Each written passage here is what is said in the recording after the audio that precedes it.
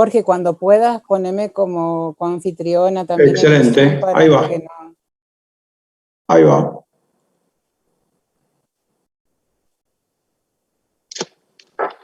¿Está con nosotros la Ruth ya o no? No. Bueno, tenemos un buen número, 51, así que empezamos nomás. Ruth, ¿estás con nosotros?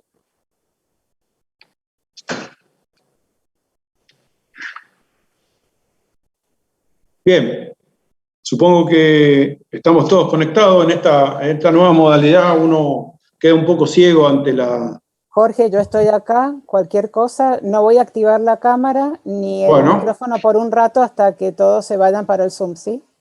Dale. ¿Cómo están, chicos? Un gusto conocerlos a todos.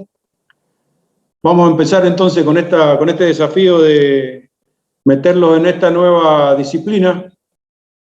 No hay ningún problema, creo que el sistema soporta los videos, pero si quieren tener los videos apagados no va a haber inconveniente, pero me gusta conocerlos, la verdad. Ahí está Juan Pablo, Ale, están todos por ahí escuchando, atentos, y eso me alegra mucho. Pone en valor esta disciplina que estamos tratando de desarrollar. Bueno, les quería decir que en esta nueva aventura que empezamos el día de hoy, que va a durar este cuatrimestre, vamos a sumergirnos en el tema de la higiene y seguridad en el ámbito industrial.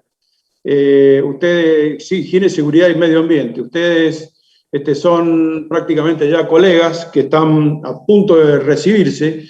Y bueno, van a notar que en esta materia pretendemos con las profesoras Viviana Raudi y la profesora Ruth Clausen que se transforme en un espaldarazo, el último golpecito en la espalda hacia ustedes para que salgan con la memoria fresca y algunos conceptos claros para poder salir al mercado laboral. De la referencia que tenemos de haber dado esta materia durante varios años es que verdaderamente lo primero que aplica un ingeniero junior cuando se está insertando en el mercado laboral son justamente conceptos que se refrescan, no necesariamente que se enseñan, sino que se refrescan en esta materia, pero, digamos, dándole el foco de la higiene y seguridad, o sea, cambiando un poco el enfoque de toda la técnica que ustedes vienen aprendiendo desde el primer año hasta acá.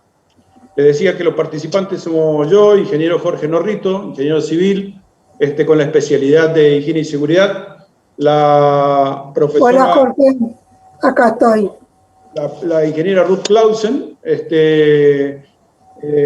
y la licenciada Viviana Raudi, que también vamos a, entre los tres, tratar de llevarlos adelante en este año. Es una materia que... ¿Me escuchás, Jorge? ¿Me escuchás? Te escucho bien, Ruth. Vos sabés que no logro abrir la cámara. Bueno, pero no te hagas tanto problema. Bueno, eso te quería avisar. Era en esta presentación nada más. Ah, bien. Bueno, pero me estás escuchando por lo visto, Ruth. Eso es lo importante, como para que nos organicemos. Profe, perdón, tiene que tener, o sea, no puede usar la cámara en Zoom y en BBB al mismo tiempo. Ah, es muy probable que tengas prendida la de la página de la facultad prendida. Exactamente, Ruth. Sí, chicos, gracias. Listo. Está muy bien, eso no se puede usar simultáneamente, eso lo aprendí hace un tiempo. Bien, les decía que van a notar en este par de primeras clases que vamos a tener un contenido teórico, si se quiere, hasta aburrido, vamos a tratar de que no lo sea. Pero en el resto de la materia van a tener un contenido técnico, que es lo que a ustedes les gusta. Orientamos la materia, la disciplina, a un contenido técnico, visto, ya les digo, desde el cristal de la higiene y seguridad. Son todos conceptos que no son ajenos a ustedes, pero visto desde la perspectiva de la higiene y seguridad. La materia se torna interesante de acuerdo a la experiencia que tenemos de todas las devoluciones que ustedes nos hacen después de recibido. Se torna interesante y de una aplicabilidad inmediata.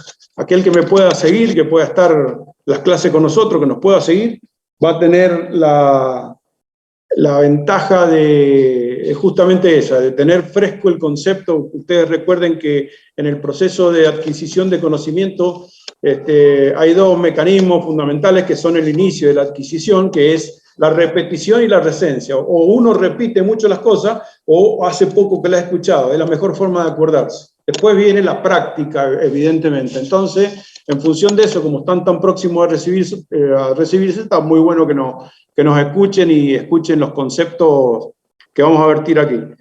De cualquier modo, quería comentarles que cada una de las clases que dé, incluso la de hoy, están grabadas ya previamente. Es decir, van a encontrar ustedes volcadas en el campus de la universidad la clase ya previamente grabada. Los contenidos son prácticamente los mismos, simplemente hay algunas variaciones que surgen de la espontaneidad de dar la clase sincrónica, ¿no? Seguramente de esta espontaneidad con alguna pregunta, un feedback que se organiza entre ustedes y yo, por ahí se enriquece un poco más. La otra parece un video de YouTube, de esos que habla un loro y otros escuchan. No tiene intercambio. Entonces, por ahí es más rica la cuestión esta de la clase, como les decía, sincrónica. Entonces nosotros tenemos los dos recursos, de los tres aplicables en esta modalidad que tenemos que inaugurar con esta pandemia, aplicamos dos por ahora.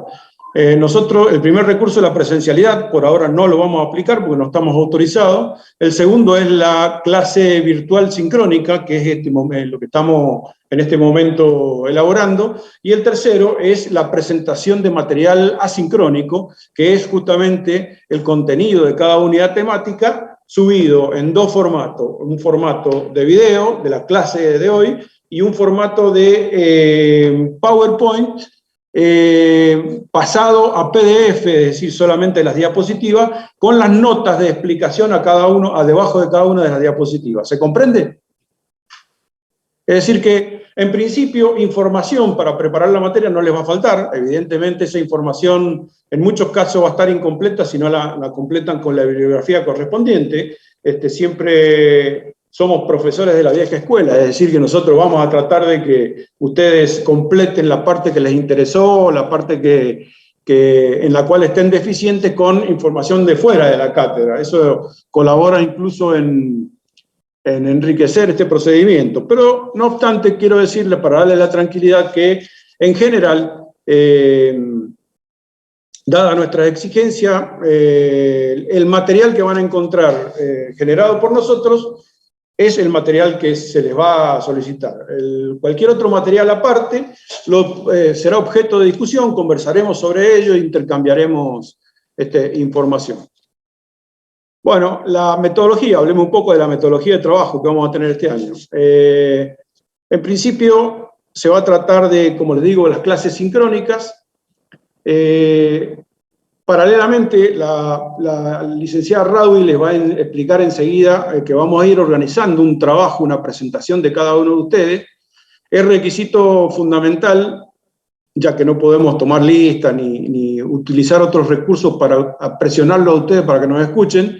Entonces lo vamos a hacer participar de algún modo con la constitución de un trabajo como el que ya vienen acostumbrados a hacer, pero orientado a la higiene y seguridad, el estudio de una industria determinada orientado a la higiene y seguridad con algunos otros ingredientes que les va a explicar la profesora Raudi.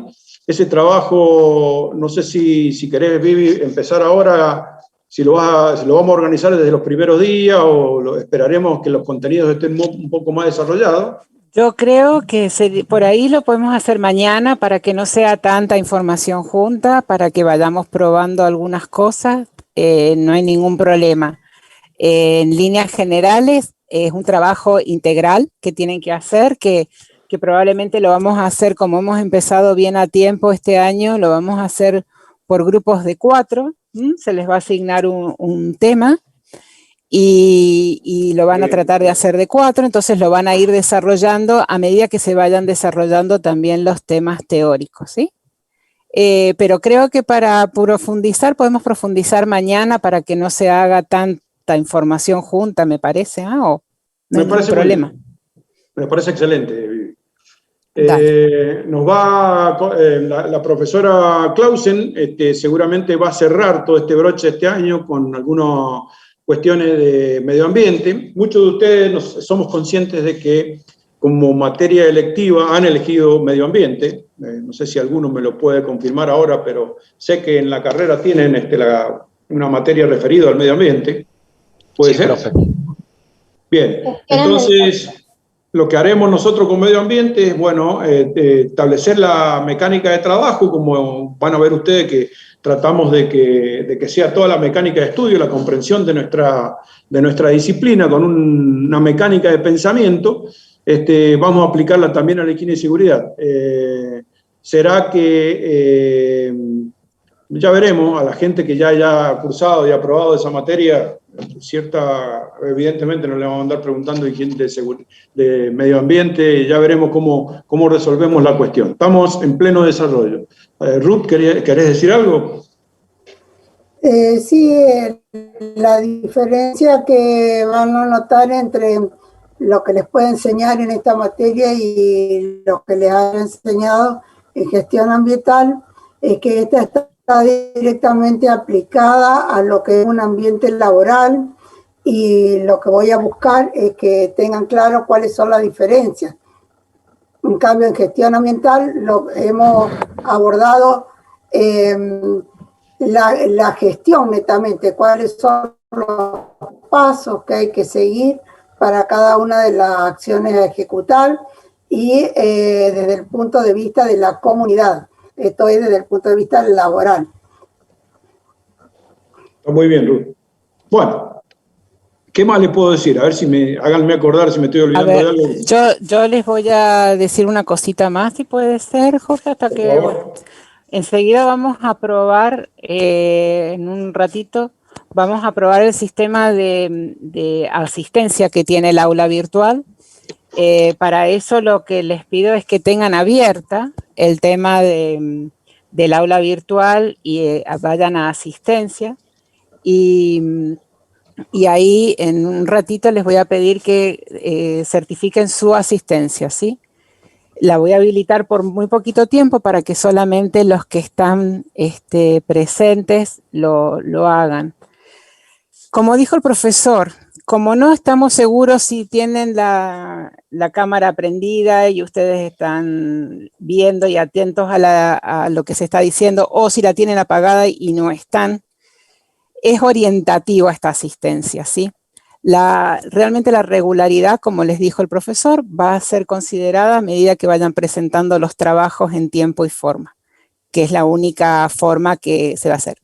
Vamos a establecer los tiempos para que sean suficientes, para que ustedes los vayan teniendo como referencia, pero la asistencia es solamente a título referencial. ¿Estamos? Bien, siguiendo con el mismo contenido, les diría, por ejemplo, que no tenemos previsto tomar ningún parcial este año. La regularidad se va a obtener directamente con la presentación en tiempo y forma, sobre todo en forma, del trabajo que les encarguemos oportunamente, y la materia se regulariza, es decir, no se promociona, y va a ser una condición fundamental para poder, desde ya que en nuestro examen, el formato de examen que tenemos comienza con una exposición resumida del trabajo que les haya tocado realizar desde el punto de vista de la higiene y seguridad. O sea, a final de año ustedes ya van a tener incorporado en su forma de pensamiento los tres pilares de trabajo que tiene la higiene y seguridad, que es el reconocimiento de peligros, la evaluación de los riesgos y el control de los riesgos como procedimiento de trabajo. No sé si me está faltando algo. Nada más, ¿no es cierto? Compañeras, que ustedes dos sóplenme si me falta algo para ya empezar con la materia directamente. No, yo creo que van a disfrutar la materia. Vamos a tratar de que ese disfrute sea a lo largo de todo el año y no solamente como suele ser cuando están preparando la materia para rendir. Es una materia que integra los conocimientos que han adquirido anteriormente en las materias correlativas, y por eso es que se da a esta altura de la carrera. Entonces, como les dijo el profesor, vamos a dar por sabido muchos conceptos fundamentales, y acá lo que se va a hacer es estimularlos para que vean cómo se aplican en la situación de poder observar si hay alguna falla que pudiera afectar a la salud de alguno de los que participan en ese trabajo, ya sean operarios o los que participen como conductores.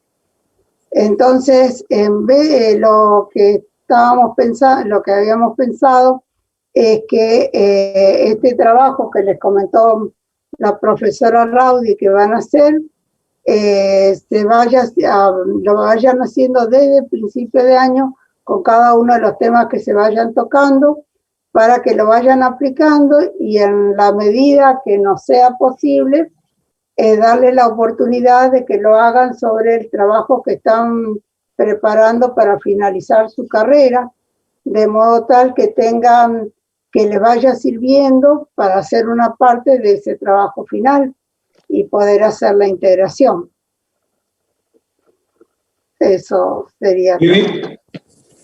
Sí, yo lo que le quería decir era que va a haber muchos cuestionarios en cada unidad, que esos cuestionarios son obligatorios, que los tienen que ir resolviendo.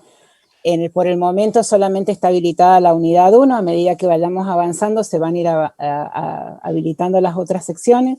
Van a haber actividades en cada una de las secciones y cuestionarios y cosas como para que ustedes vayan integrando todos los conocimientos, incluso después ya vamos a hablar también de las aulas que son las aulas virtuales de la Superintendencia de Riesgos de Trabajo. Es todo material que ustedes van a poder disponer para estudiar.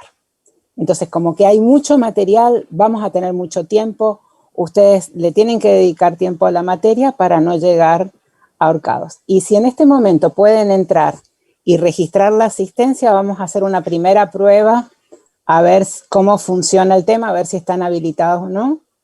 Díganme si hay algún inconveniente y si no van poniendo presente. Sí, pero pide una contraseña, profe. Pero está sin contraseña, a ver. Yo pude anotar. ¿Vos pudiste sin contraseña? Sí. Le he dejado. A mí también, profe, me pide a ver, una contraseña. Contraseña. La voy a escribir para que... Ahí, la voy a escribir en el chat.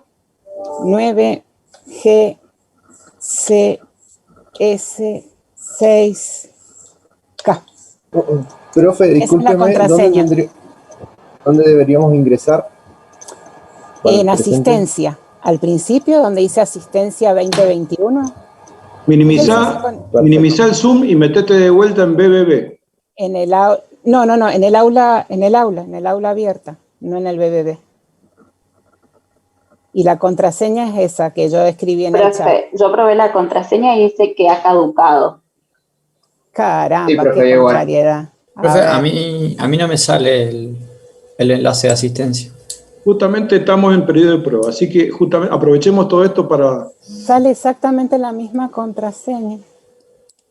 Sí, profe, yo tampoco puedo ver dónde está la asistencia. Acuérdense de matricularse. Sí, claro, ¿se han matriculado? Sí, porque si no, no podrían entrar, me parece. Profe, ¿no es la que dice inscripción 2021? No, hay que matricularse, hay que matricularse. Te deja entrar al aula sin matricularse. ¿Alguien logró dar la asistencia? Hay que matricularse. ¿Pudieron dar la asistencia?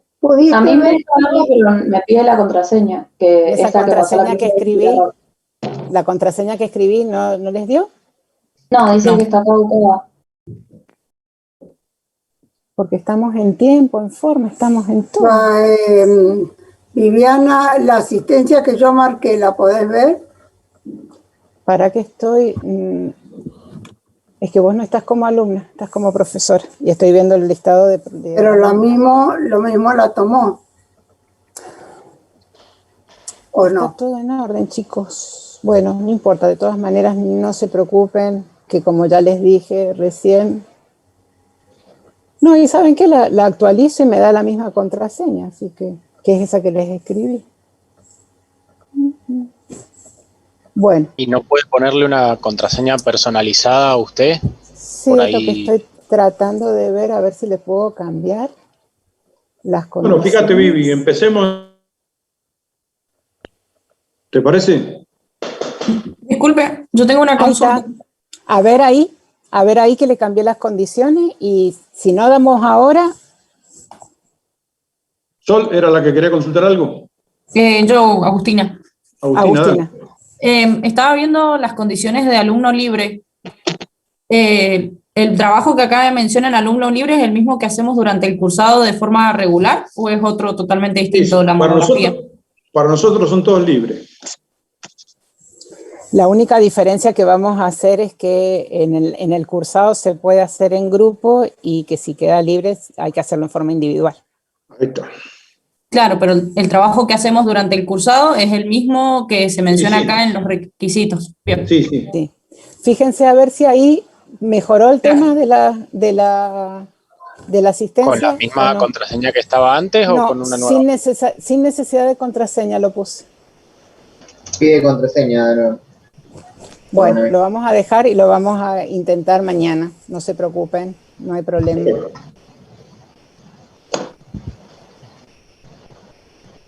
No, porque dice desde las 16. Desde las 16 hasta las 16:10. No se preocupen, muchachos, ya lo vamos a resolver. Sí, empecemos con... Bien, he compartido pantalla, confírmenme por favor que la tienen ahí. Sí, se ve, profe. Sí, se ve bien. Ahí está mejor, ¿no? Ahí está mejor. Bien. Bueno, amigos y amigas, empezamos este desafío de este año. Vamos a tratar de que sea lo más entretenido posible. Entonces, como para romper la inercia, les diría, siempre que haya una disciplina nueva para desarrollar, siempre que se comience con nuevos conceptos, lo que conviene es que tanto el auditorio como el expositor se pongan de acuerdo con el glosario, es decir, con el uso de palabras específicas de la especialidad de esa disciplina, que van a ser utilizadas durante el desarrollo de esa disciplina para que no se preste a confusiones. Ustedes saben que de acuerdo al punto de vista que se analice un tema en particular, depende, a ver, está en forma automática, voy a tratar, disculpen, vamos, ya que hemos perdido un rato, me voy a tomar un ratito porque está en forma que pase automática la diapositiva. Lo voy a sacar esa cuestión, así puedo tomar el comando yo de... Ahí vuelvo. Así puedo tomar el control de sin narración y manual. Ahora sí. Ahora empezamos de vuelta.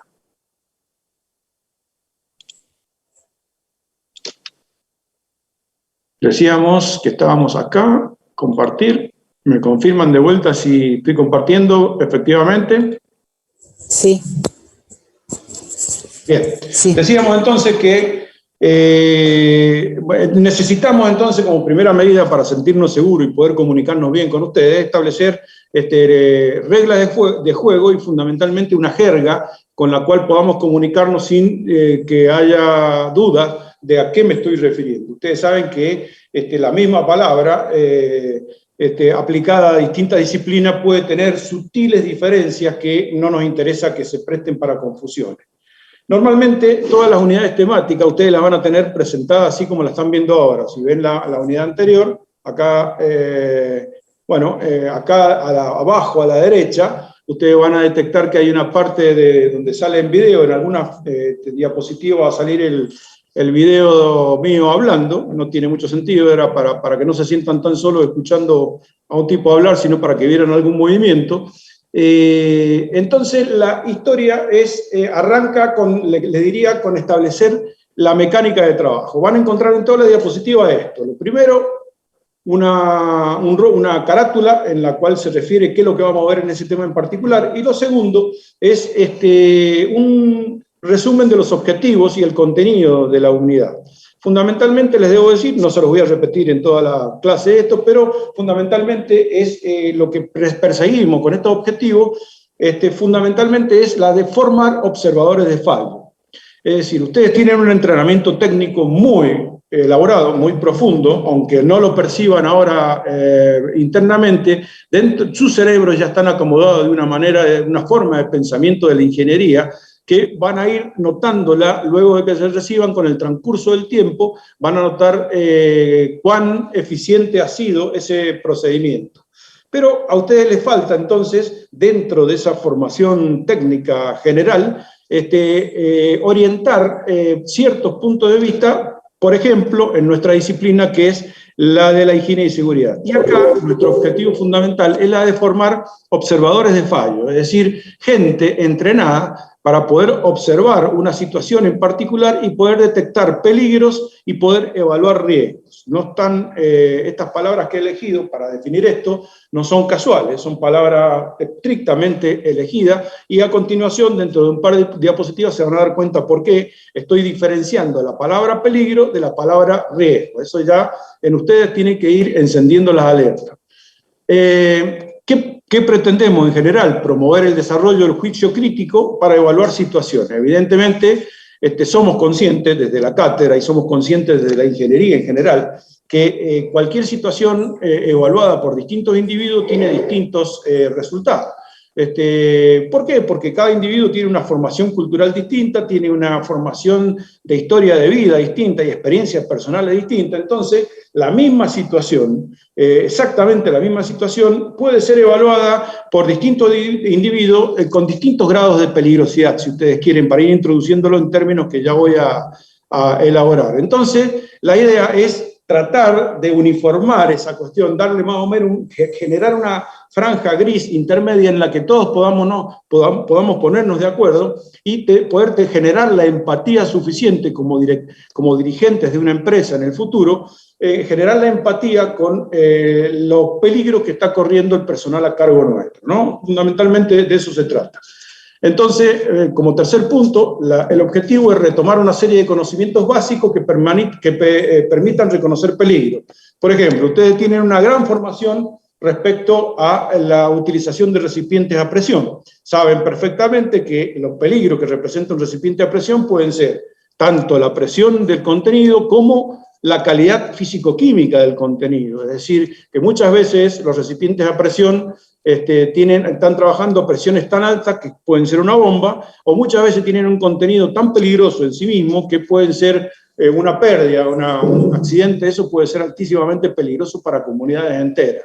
Entonces, bueno, en función de eso, lo que vamos a hacer es tratar de aplicar los conocimientos básicos que ustedes tienen para nuestra disciplina. No solamente para reconocer peligros, sino para poder determinar el grado de exposición que hay a ese peligro, porque ustedes saben que cuando ustedes son gestores de trabajo de un grupo de individuos, fundamentalmente se transforman, si hay un grupo de individuos que está trabajando bajo órdenes de ustedes, debo decirles que esos individuos, cuando están entregados a su trabajo, generan una especie de visión de túnel, es decir, su amplitud de campo visual se reduce por la concentración propia del trabajo y pierden conciencia de su visión periférica. Entonces el capataz o el ingeniero tiene que estar viendo no solamente la situación propia de la tarea que está haciendo el individuo, sino que permanentemente tiene que estar haciendo un análisis de las condiciones de contorno para poder detectar los potenciales peligros, las potenciales energías que pueden desencadenarse y afectar al individuo. Entonces, ese es el entrenamiento que vamos a tratar de darles a ustedes.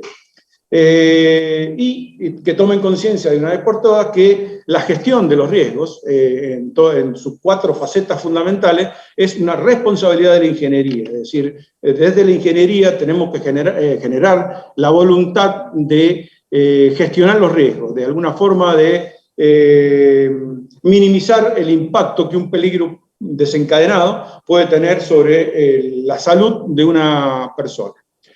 Fundamentalmente, entonces, como resumen de todo lo que les he dicho, el objetivo es proteger la vida, ¿no? Como objetivo secundario, también se trata de proteger bienes, ¿no? De generar un espacio para que los bienes no sean desperdiciados por una cuestión de conservacionista y por otra cuestión también de que cualquier puesto de trabajo que se vea afectado por un accidente es un puesto de trabajo que no puede ser ni siquiera ocupado por otra persona que no es el accidentado y que va a significar un perjuicio económico para alguien, seguramente. Entonces, en esa generalidad de las cosas es que me animo yo a someterlos a ustedes a este tipo de conceptos que vienen ahora. Fundamentalmente, les diría que si hay alguien, si hay dos personas si hay una persona, fundamentalmente, y después los otros, que representan a la higiene y seguridad a nivel latinoamericano, y sobre todo en nuestro país, fundamentalmente, es el ingeniero Jorge Enrique Mangosio, que fue, cuando no se hablaba todavía de esta problemática, fue el que introdujo todos los conceptos, es decir, todos los conceptos que yo les estoy vertiendo son simplemente una toma de conceptos del ingeniero Mangosio reestudiado para la necesidad de la ingeniería industrial en Mendoza, particularmente en este momento. Bueno, después hay otras personas muy reconocidas, de los que ustedes pueden leer artículos, que son contemporáneos, ¿no? Viven en la actualidad, el ingeniero Néstor Bota, la señora Ana Puy, que es una señora española muy, muy importante, y bueno, ahí hay páginas como la que ustedes tienen marcadas ahí en azul, que les permiten a ustedes hacer averiguaciones. Es decir, en cuanto a información, no les va a faltar, ¿eh? Internet está sobrada de información respecto de la técnica, del control de accidentes y de la tecnología que involucra un accidente en sí. Entonces a ustedes no les puede faltar información que necesariamente pienso que al final de este curso ustedes van a aplicar antes de que el accidente se produzca, justamente con objetivos de prevenir el accidente. Trabajamos en esta materia con este objetivo que decía Brusaska, que dice que la prevención es buena, es verdaderamente buena. O sea, prevenir un accidente, tomar las medidas necesarias para que el accidente no se produzca, es muy bueno. Pero mejor todavía es saber qué prevenir. Y en eso estamos ahora. Este curso que están haciendo ustedes ahora es un curso de capacitación, ni más ni menos, que les pretende, así digamos, en un acto de soberbia, pretende que ustedes al final de este curso sepan qué prevenir. Decía, la licenciada Raudy nos ponía la otra vez, nos hacía ver un dicho que es interesante, que es, a ver Vivi, no sé si estás presente ahora, ¿a qué se Sí. Decime, Acá estoy. ¿Sabes a qué me refiero, no? Sí. Que los ojos ven lo que la razón sabe. Quiere decir que primero tenemos que incorporar el conocimiento para poder ver un riesgo, para poder ver algún peligro.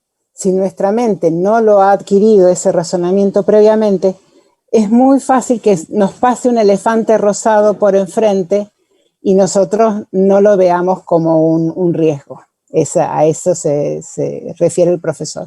Está muy bien, ¿no? Y yo eso creo que es un resumen espectacular que justifica el por qué estamos perdiendo tiempo sentado acá escuchando un tipo o una persona que nos está hablando de tal o cual cuestión. Nosotros estamos en este momento en un proceso de capacitación que nos va a enseñar a ver ciertas cosas. Bien. Entonces, como les decía, lo primero para ese proceso de aprendizaje es tener en cuenta lo que es un glosario, es decir, para ponernos de acuerdo de la terminología que vamos a utilizar para poder comunicarnos, ¿no? Bien, acá empieza el desafío, y por ahí en la primera batería de preguntas, de un trabajo práctico que ustedes van a tener disponible ahí en la plataforma, es este tipo de definiciones, así, un multiple choice respecto de este tipo de preguntas, en función de las palabras clave que vamos a utilizar. Vamos a utilizar generalmente la definición de contingencia vamos a definir como contingencia cualquier suceso imprevisto. Cualquier suceso que se salga de nuestra planificación es una contingencia. Cuando una contingencia no produce un daño, o sea, antes de definir el incidente, estaría bueno, yo para los próximos años lo voy a hacer, no lo hice ahora, pero debería haberlo hecho, definirles, antes de definirle incidente, definirle lo que es daño, que es lo que va acá. Es un reordenamiento simplemente. Daño es una consecuencia o perjuicio provocado por una contingencia. O sea, la consecuencia de una contingencia puede puede ser un daño o puede no ser. Entonces, una contingencia es un suceso imprevisto. Cuando esa contingencia no genera daño, es un incidente. Cuando esa contingencia sí genera daño, es un accidente. Es decir, tengo que tener en cuenta entonces la consecuencia. El daño es una consecuencia de la contingencia. Si esa consecuencia no existe, es un incidente. Si esa consecuencia sí existe, es un accidente.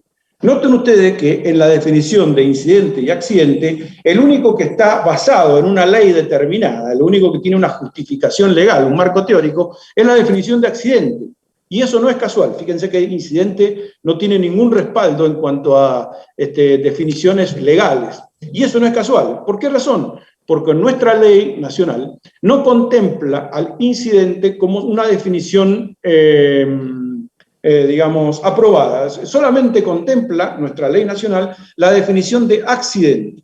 Ahora, como ingenieros, si nosotros, si la estadística va a ser nuestra herramienta de trabajo, si el hecho de disponer de datos en el futuro, de datos de accidentes producidos, va a ser fundamental. ¿Es importante que registre los incidentes también o no, no? O sea, ¿solamente es necesario registrar los accidentes o los incidentes se van a constituir en el futuro en un dato importante para mi análisis estadístico para poder tomar decisiones? Pregunto a quien me responde. Yo creo que sí, que hay que registrarlos porque puedo hacer mantenimiento preventivo en base a eso.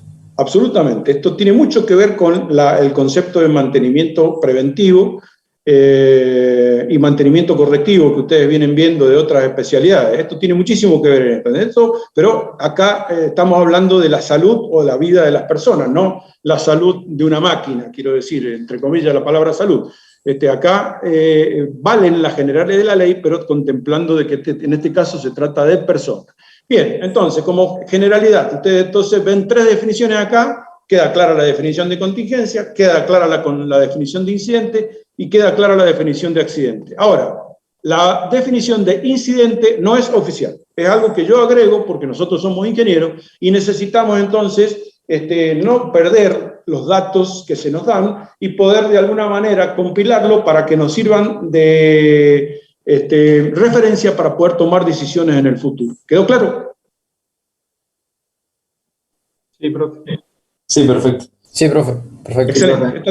Estas tres definiciones ya vayan acomodándolas en su mente. Ahora, desde el punto de vista de la ingeniería, nos parece demasiado simple la definición anterior y le tendríamos que agregar un determinado grado de complejidad. Y decimos que en general vamos a hablar de energía, nos gusta a los ingenieros hablar de energías. Es decir, que podemos definir al incidente cuando hay una energía fuera de control que no produce daño. Y podemos definir al accidente cuando estamos en presencia de una energía fuera de control que produce daño. ¿Tiene sentido? Sí, señor. Tiene sentido. Entonces, ¿qué estamos haciendo? Discúlpame. Que sí. Claro, entonces quiere decir que hemos hecho un paralelo entre contingencia y energía fuera de control. Es decir que para nosotros una contingencia es cualquier forma de energía que se pueda salir de control. Ahora, si miran para arriba, ustedes seguramente tienen una lámpara ahí en el techo, la mayoría de ustedes seguramente la tienen. Entonces, díganme si hay una energía que se puede salir de control en esa lámpara.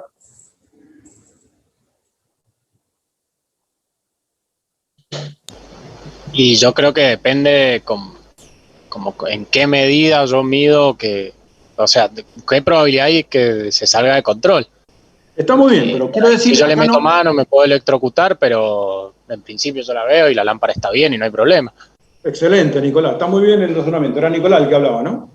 No, Joaquín. Joaquín, está muy bien el razonamiento. De cualquier modo, no nos interesan acá, todavía no llegamos a ponerle valor, sino simplemente acordate de que hablamos de energía que se pueden salir de control. Pensemos en esa lámpara nuevamente, la que tiene arriba la cabeza de ustedes. ¿Qué energía tiene esa lámpara por la cual se necesitó colocarle ahí un alambre que la atara y la vinculara al techo.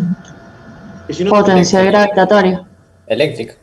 Eléctrico. No, olvidémonos de la eléctrica por ahora, que yo estoy pensando que esa lámpara se les va a caer en la cabeza y les va a partir el cráneo. Potencial gravitatorio. Evidentemente, ¿no? Hay una energía potencial que hay ahí arriba. Entonces podemos ver un peligro en esa lámpara, más allá del peligro eléctrico que lo vemos desde ya. ¿Podemos ver otro tipo de energía que se pueden desencadenar?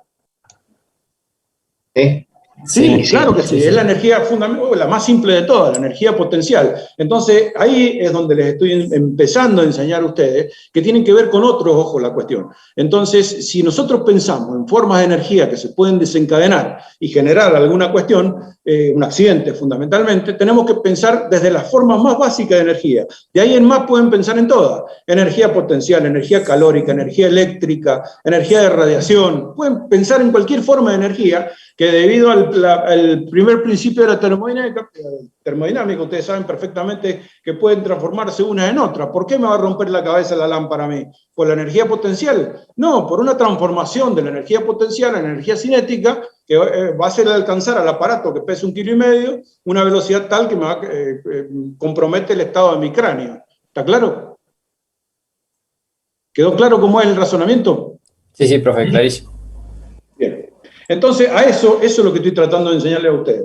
En todas las disciplinas que alcancemos a ver, vamos a tratar de ver todas las veces formas de energía que de algún momento pueden salirse de control y provocar un accidente en nosotros o en la gente que está con nosotros, ¿no? Estamos hablando a nivel de ambiente laboral, ambiente industrial. Bien, ya habíamos definido el daño, que es una consecuencia o perjuicio provocado por una contingencia. La cuantificación que se hace de ese daño es la gravedad, ¿no? Puede ser un accidente, puede ser leve el daño, ¿no? Puede ser leve, moderado, grave, si queremos, ¿no? Puede tener un valor de 1, 2, 3, 5, de acuerdo al valor que hayamos colocado. Por otro lado, podemos definir daño como la consecuencia de la pérdida de control de una energía. No voy a repetirlo, simplemente les pregunto si siguen de acuerdo conmigo.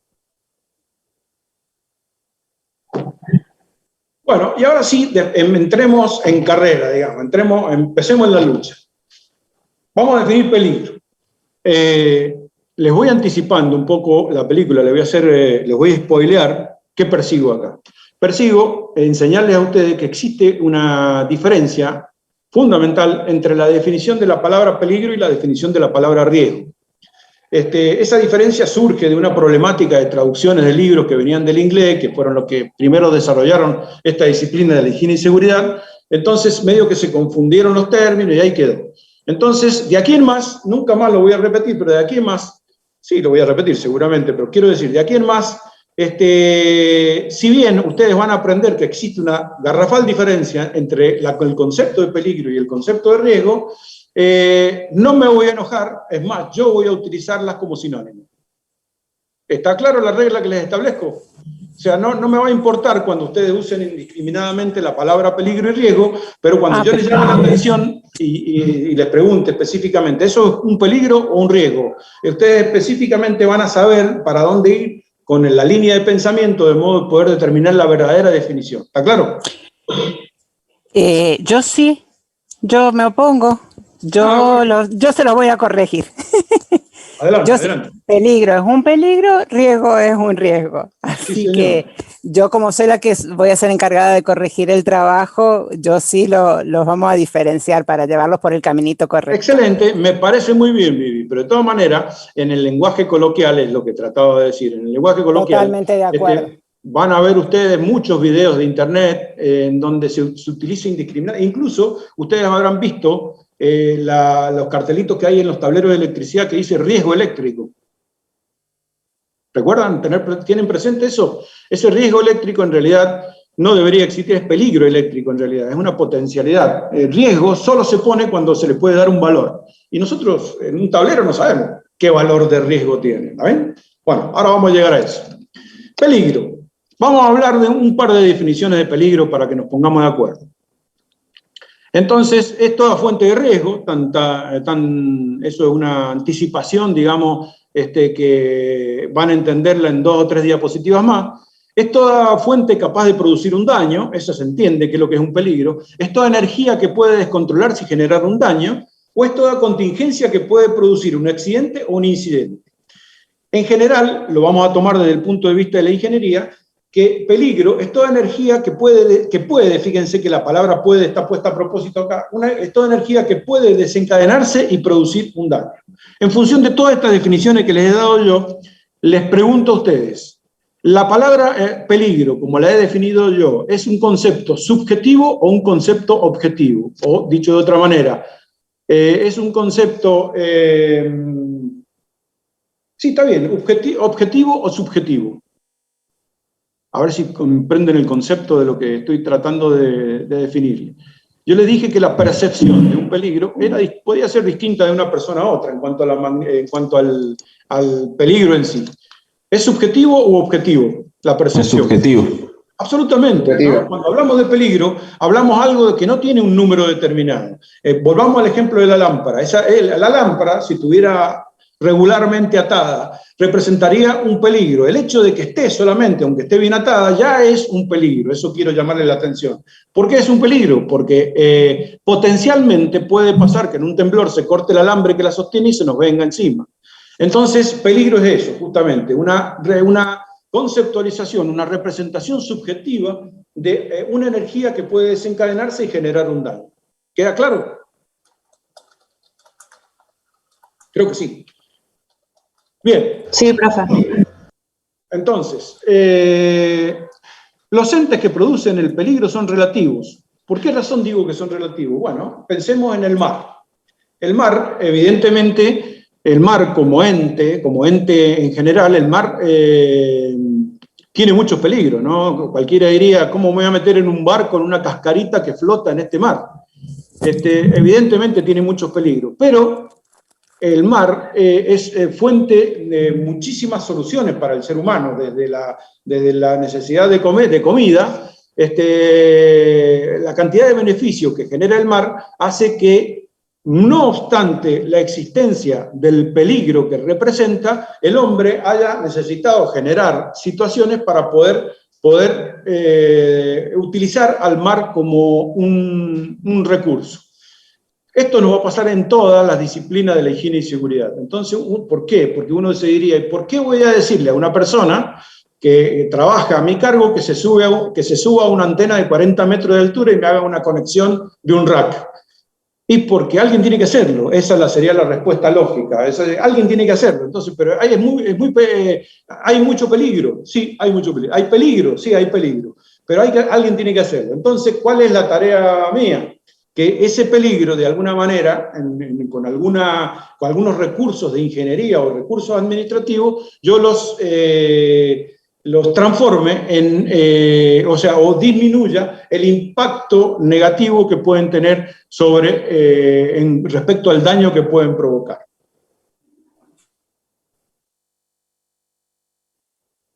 Nadie me dice nada, si entiendo que o está muy perdido o está bien. Entonces, peligro, como conclusión, era un concepto subjetivo, versus el riesgo que vamos a definir a posteriori, que es un concepto objetivo. Como les decía, entonces un peligro es cualquier energía que puede descontrolarse, es un peligro. ¿Qué energía? Potencial, cinética, calórica, química.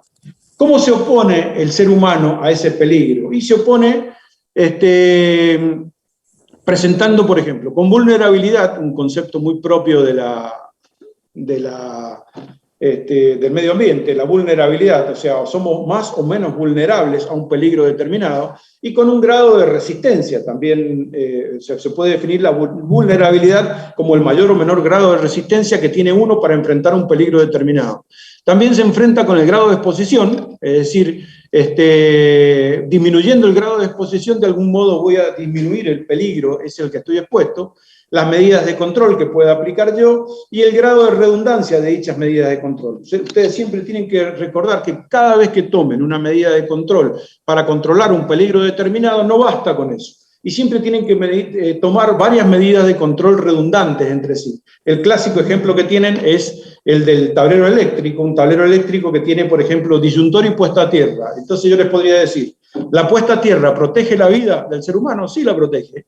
¿El disyuntor protege la vida del ser humano? Sí lo protege. Entonces, ¿por qué poner los dos? Por redundancia, es decir, porque yo necesito interponer ante el riesgo que esté corriendo una persona al manipular, ante el nivel de riesgo que esté corriendo una persona al manipular ese tablero eléctrico, varias barreras de control. Eso se denomina grado de redundancia.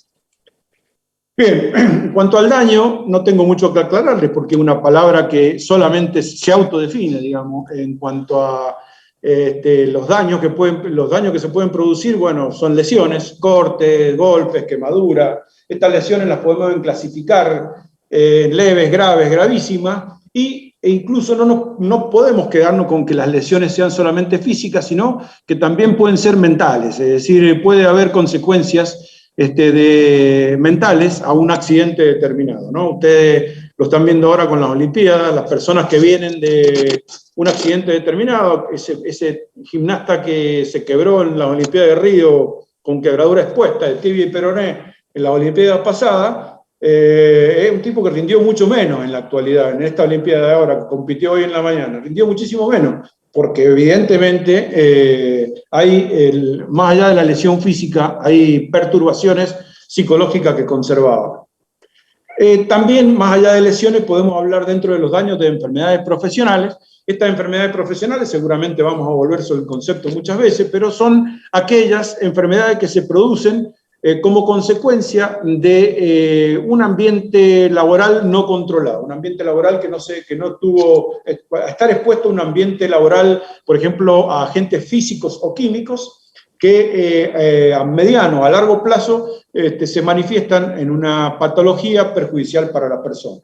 Por ejemplo, hablamos de la exposición de un ambiente ruidoso, la sordera, la exposición inadecuada o manipulación manual de cargas, las hernias.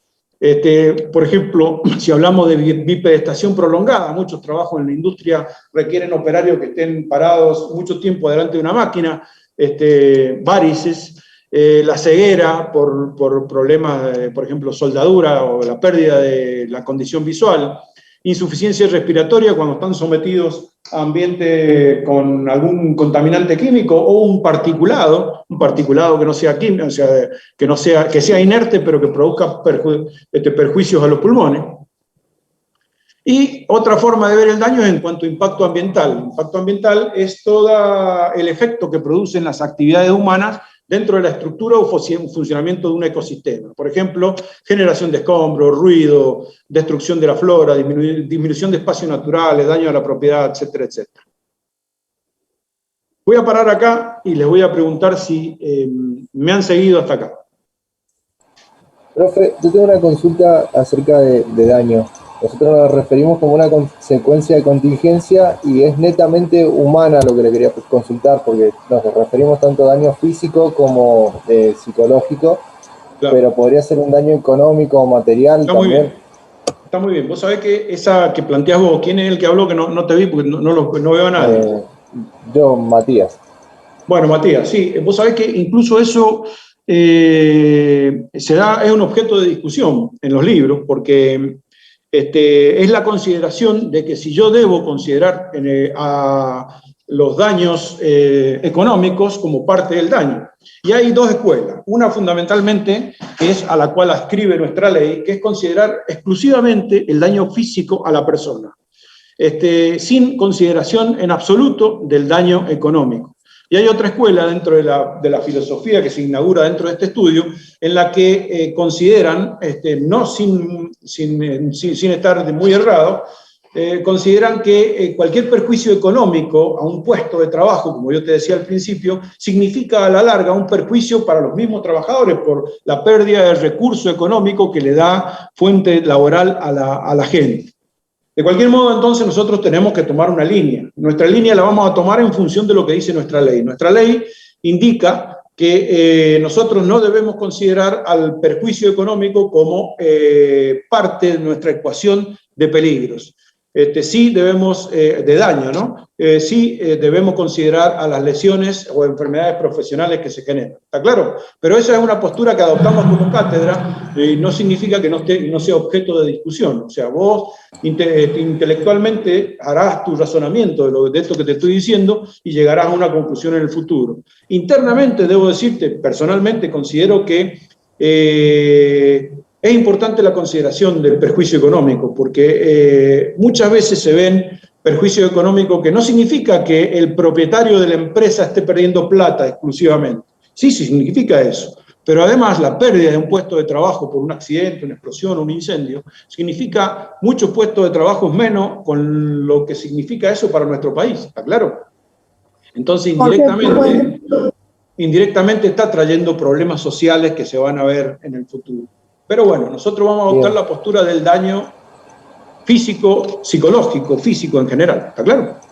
Jorge, ¿puedo hablar? Y esa misma línea sería tanto para... Adelante, Matías, ya después nos va a completar la profesora Ruth. Ajá, claro, tanto esa línea para diferenciar de accidente e incidente, como usted acaba de decir. Era más Tal cual, es la misma línea de razonamiento. Viste, cuando yo te consideraba accidente e incidente y decía que aconsejaba que también tuvieras en cuenta los incidentes, de ahora en adelante no me vas a escuchar hablar de perjuicio económico, más que en la bolilla que viene, que vamos a hablar un poco de costos, pero de ahí en más nunca más vamos a hablar de cuestiones de costos. Eso va a ser responsabilidad de cada uno de ustedes cuando estén ejerciendo la profesión. Evidentemente, dentro de la propia responsabilidad, una de sus actividades va a ser la protección del recurso económico del que le da empleo, ¿no? Entonces, de última, protegiendo eso, están protegiendo un puesto laboral que le va a dar el modo de vida a muchas personas. Así que está muy bien, no está mal. Pero son posturas filosóficas. Bien, gracias. Dale, Ruth. No, justamente lo que dijeron, iba a redondear con eso, que como dijiste, es una postura de la cátedra, porque frente a la bibliografía que pueda encontrar, exactamente eso. En algunos lados llaman incidente, cuando no hay, o sea, la diferencia entre accidente e incidente, y se considera incidente cuando no hay consecuencias sobre la persona y accidente cuando lo hay sobre la persona. Pero vamos acá, nos quedamos con cuál es la definición que nosotros adoptamos y listo. Claro. Si vos ves, para cerrar, Matías, con este tema, si leyeras, por ejemplo, un libro en inglés, un libro norteamericano, o un libro inglés propiamente dicho, de higiene y seguridad, incluso hay una norma inglesa, la BS, la British Standard, que dentro de su postulado establece la consecuencia económica como uno de los daños que se pueden establecer. O sea que ya filosóficamente toman esa postura. ¿Está bien? En realidad al empresario generalmente toma como daño también la consecuencia económica que esa energía fuera de control le puede haber causado, porque perder días de trabajo es importante para él, pero nosotros lo vamos a observar directamente sobre la persona. En realidad es un concepto multidimensional. Nosotros acá, el hecho de que yo te lo esté explicando hace que lo veamos al concepto así como una caricatura, en dos dimensiones, pero realmente es multidimensional. Porque un accidente no solamente tiene consecuencias físicas sobre la persona que lo padece, sino que tiene consecuencias, como te digo, económicas, tiene consecuencias sociales, porque en su familia el hecho de que haya un accidentado va a obligar a un reacomodamiento de las responsabilidades dentro de la familia, que por ahí obliga a una persona como vos, que estabas estudiando en tercer año de ingeniería, a abandonar la carrera para poder cubrir el hueco que deja el padre accidentado, ¿está claro? Es decir, es un problema multidimensional. Lo que estamos haciendo acá es una simplificación muy grande, adoptar los dichos de la ley como un accidente y simplemente quedarnos con ese foco por una cuestión de simplicidad, porque si no tendríamos para discutir horas. Bien, gracias. Bien, para redondear el concepto de peligro, Vamos a concentrarnos específicamente, y el objetivo de acá en adelante de las siguientes diapositivas es que ustedes establezcan la diferencia, la comparativa que hay entre el concepto de peligro y el concepto de riesgo. En general podría decir que un peligro entonces puede detectarse un peligro, un peligro existe cuando puede detectarse una condición o acto que tenga, y ahí está la palabra clave, un potencial de daño en términos de lesión, enfermedad o impacto ambiental. Ese potencial de daño significa que es la definición que yo les había dado, que es esa energía que en algún momento se sale de control y puede provocar un daño. Volvamos al ejemplo de la lámpara. ¿Cómo controlamos la energía potencial de la lámpara ahí en el techo? Con un alambre, simplemente atándola con alambre. Una tarea que la hizo un desconocido, que gracias a su responsabilidad la lámpara no se me cae en la cabeza. Entonces, pero yo debo considerar previamente, por el hecho de no conocer cómo trabajó ni nada, a eso como si fuera un peligro. Lo veo como una fuente potencial de daño en términos de lesión o enfermedad. Fundamentalmente, hay dos fuentes principales de peligros. Y después otras fuentes que nos vamos a ocupar de aclarar porque ya, digamos, han pasado a formar parte de la estructura de esta cátedra. Fundamentalmente hay dos fuentes principales de peligro, que son los actos inseguros y las condiciones inseguras. A ver, quería mostrar en la diapositiva anterior esto. Los actos inseguros y las condiciones inseguras. Acto inseguro es cualquier acto subestándar que pueda cometer una persona en la ejecución de su trabajo. Esos actos inseguros pueden ser por negligencia, por distracción, por exceso de confianza. Hay un montón de factores que pueden provocar esos actos inseguros. Y después están las condiciones inseguras, que son aquellas situaciones en el entorno laboral que hacen incrementar las condiciones de peligro, que hacen aparecer condiciones de peligro nuevas que pueden no ser controladas. Ustedes en la foto ven ahí, se ven acá a la derecha herramientas en mal estado, falta de orden y limpieza. Fíjense cómo produce una patinada en un ambiente laboral, falta de orden y limpieza. Esta imagen que ustedes ven acá, ven mi cursor, ¿no? ¿Se ve el cursor, Vivi? Sí, se ve perfecto. Esa imagen que ustedes ven acá es una imagen que ustedes tienen en todas las casas pasa esto, en algún punto de la casa tienen esto ustedes, es decir, esta situación se repite. Esto son condiciones inseguras.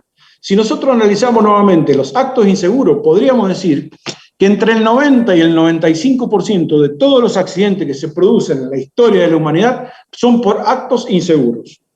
Quiere decir, con esto ya les estoy dando una pista a ustedes de cuando sean observadores de fallo, cuando salgan a una industria y a poder mirar lo que está haciendo, las cosas que se están haciendo mal, a dónde enfocarse con más certeza.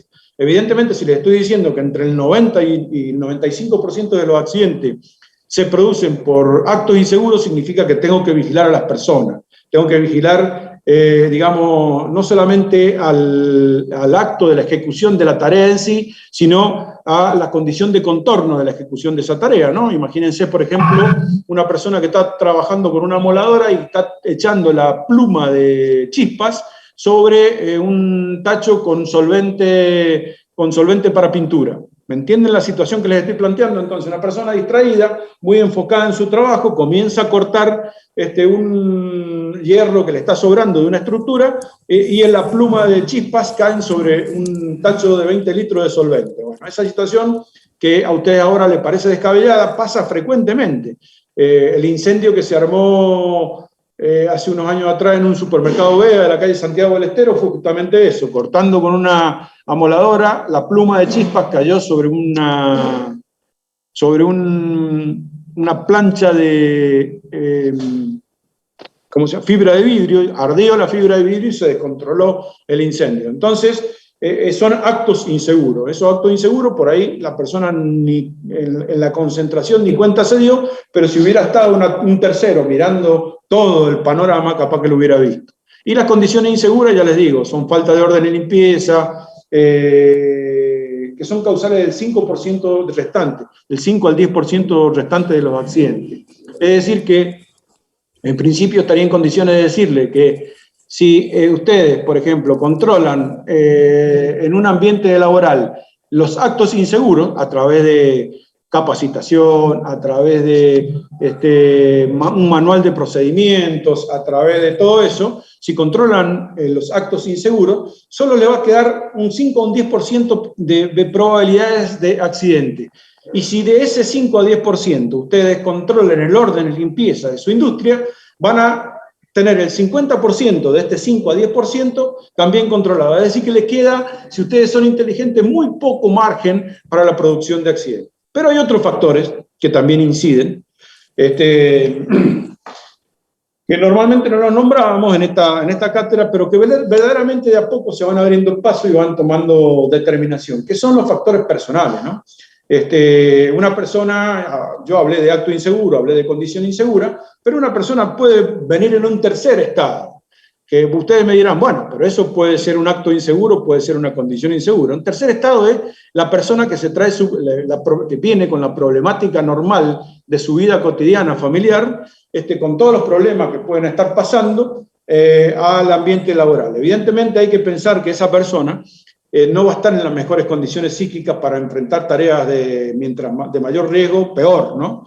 Entonces, al respecto solo podría decirles que ustedes como gestores de la mano de obra, como gestores del recurso, lo que les corresponde hacer es estar permanentemente informados en lo que se pueda, no a nivel chusmerío, sino permanentemente informado a través de la confianza o del respeto también, sobre las situaciones, si es posible, que esté atravesando la gente, en lo posible, la gente que esté trabajando con ustedes. Eso les va a ayudar a evitar muchos accidentes porque van a poder cambiar de puestos de trabajo oportunamente y no someter a peligros innecesarios a personas que estén atravesando situaciones difíciles en su vida.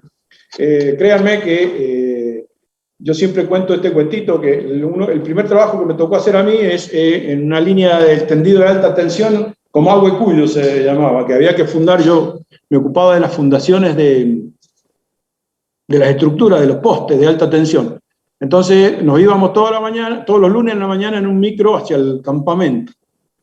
Y el capataz, que era de los torreros, de la gente que subía a hacer las instalaciones, yo notaba que en todos los viajes él se tomaba trabajo, y cuando ya más o menos se despertaban todos, empezaba a conversar con cada uno de los trabajadores. Y con el tiempo me di cuenta que lo que estaba haciendo verdaderamente era tomar conocimiento de su nivel psíquico para poder enfrentar la tarea del trabajo en altura, que son tareas peligrosísimas, 30 o 40 metros de altura.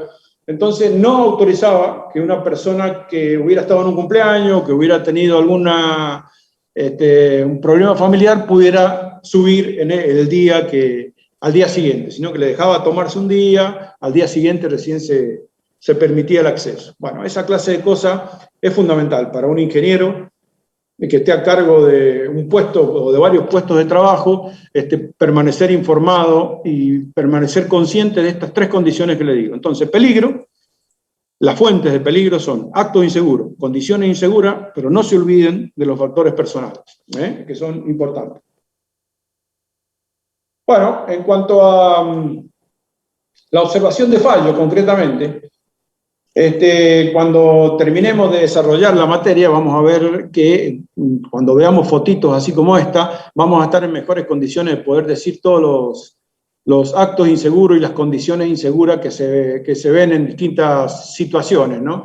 Nos gustaría con las profesoras poder a ustedes darles información gráfica y que ustedes pudieran hacer las deducciones o hacer un raconto de todos los actos inseguros y situaciones inseguras que se vean. Por ejemplo, esta persona que está acá, yo les podría decir, esta persona está trabajando en una plataforma de trabajo inadecuada, no tiene el andamio inadecuado, está apoyado sobre la estructura del encofrado propiamente dicho. Si bien tiene todos los elementos de seguridad correspondientes, ya lo ven ustedes, arnés, zapatos de seguridad, ropa reflectiva, casco, supongo que guantes. Fíjense que tiene un cabo de vida al que está vinculado a la estructura. Ese cabo de vida, si se despliega más o menos, me imagino que debe tener cerca de 1,50 m, 2 m.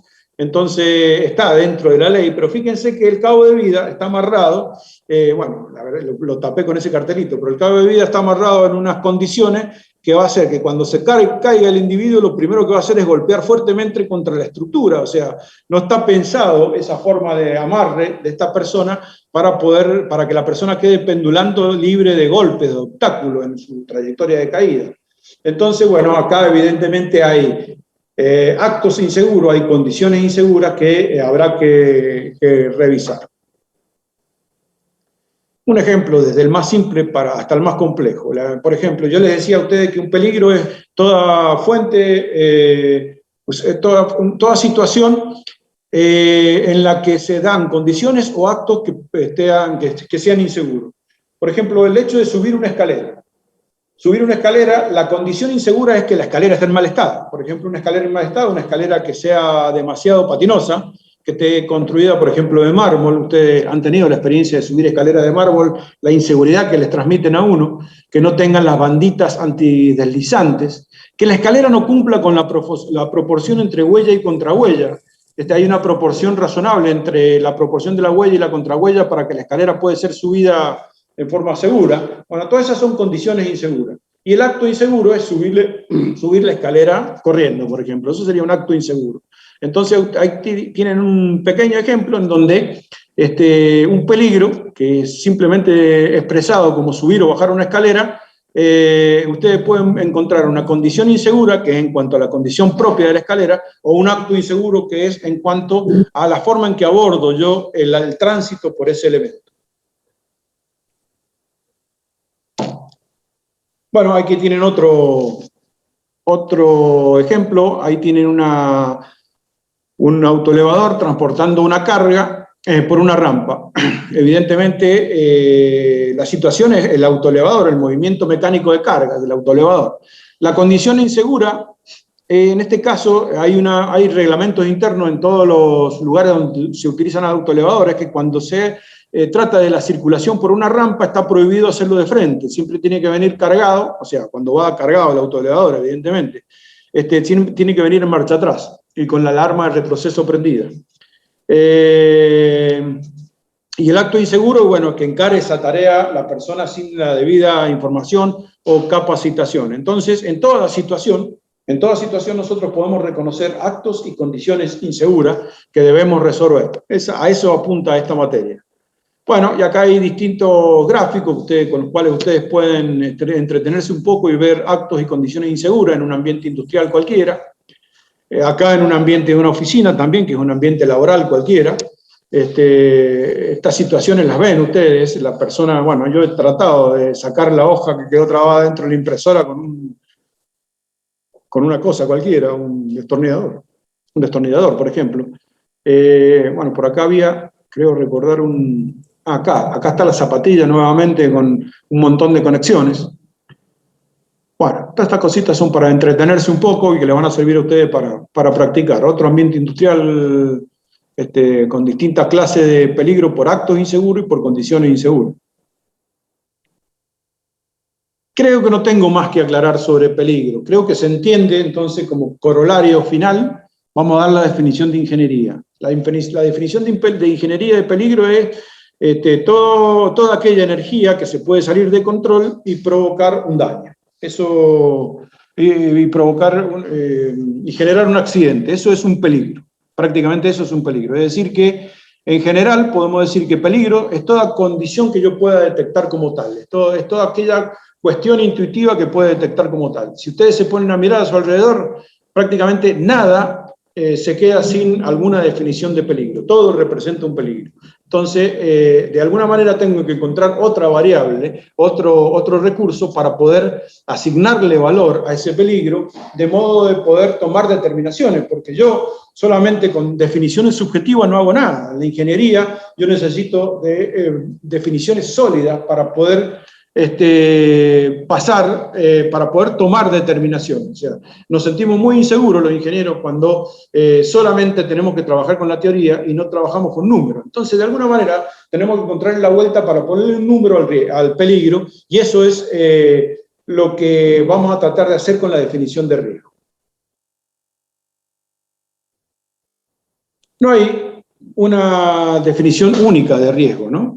Hay, como en la definición de peligro, hay muchas definiciones. Hay una fundamental que me interesa que enfoquemos ahora, que es la palabra riesgo. Desde las ciencias humanas, si ustedes ven, por ejemplo, si hacen un análisis filosófico, incluso si ven desde el punto de vista de la arquitectura o del uso de los recursos, la palabra riesgo tiene también una connotación multidimensional, es decir, no se queda solamente con una definición en particular. Pero desde el punto de vista de la ingeniería, nosotros vamos a hacer una simplificación que es garrafal. Y esta simplificación que vamos a hacer nos va a permitir a nosotros obtener para un riesgo un número determinado. Es decir, para una situación que podamos analizar en la cual detectamos un peligro, ponerle un valor determinado y así poder tomar decisiones.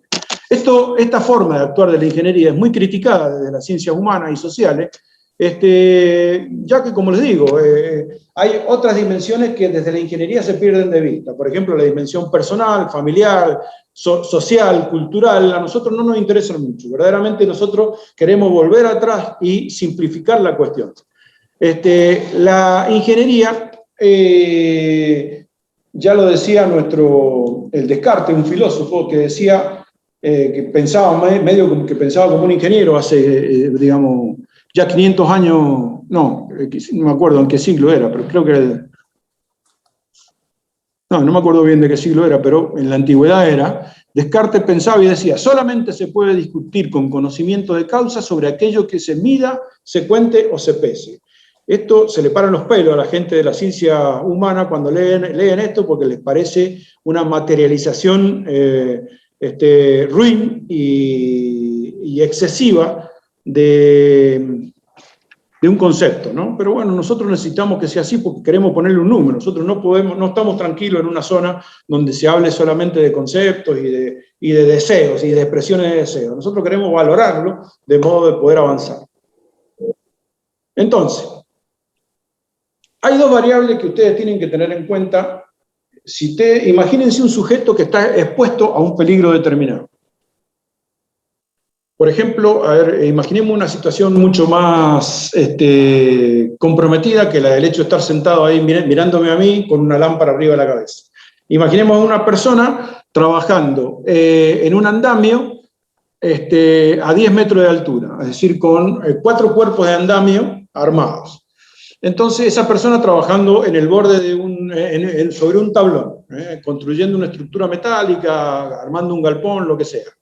Entonces, para un observador que está mirando esa situación, imagínensela ustedes, una persona colocando el arco o colocando una viga principal de un galpón, atornillándola, parada en el cuarto cuerpo de un andamio, ¿no? Con sus debidas protecciones, con todo, sobre el tablero correspondiente.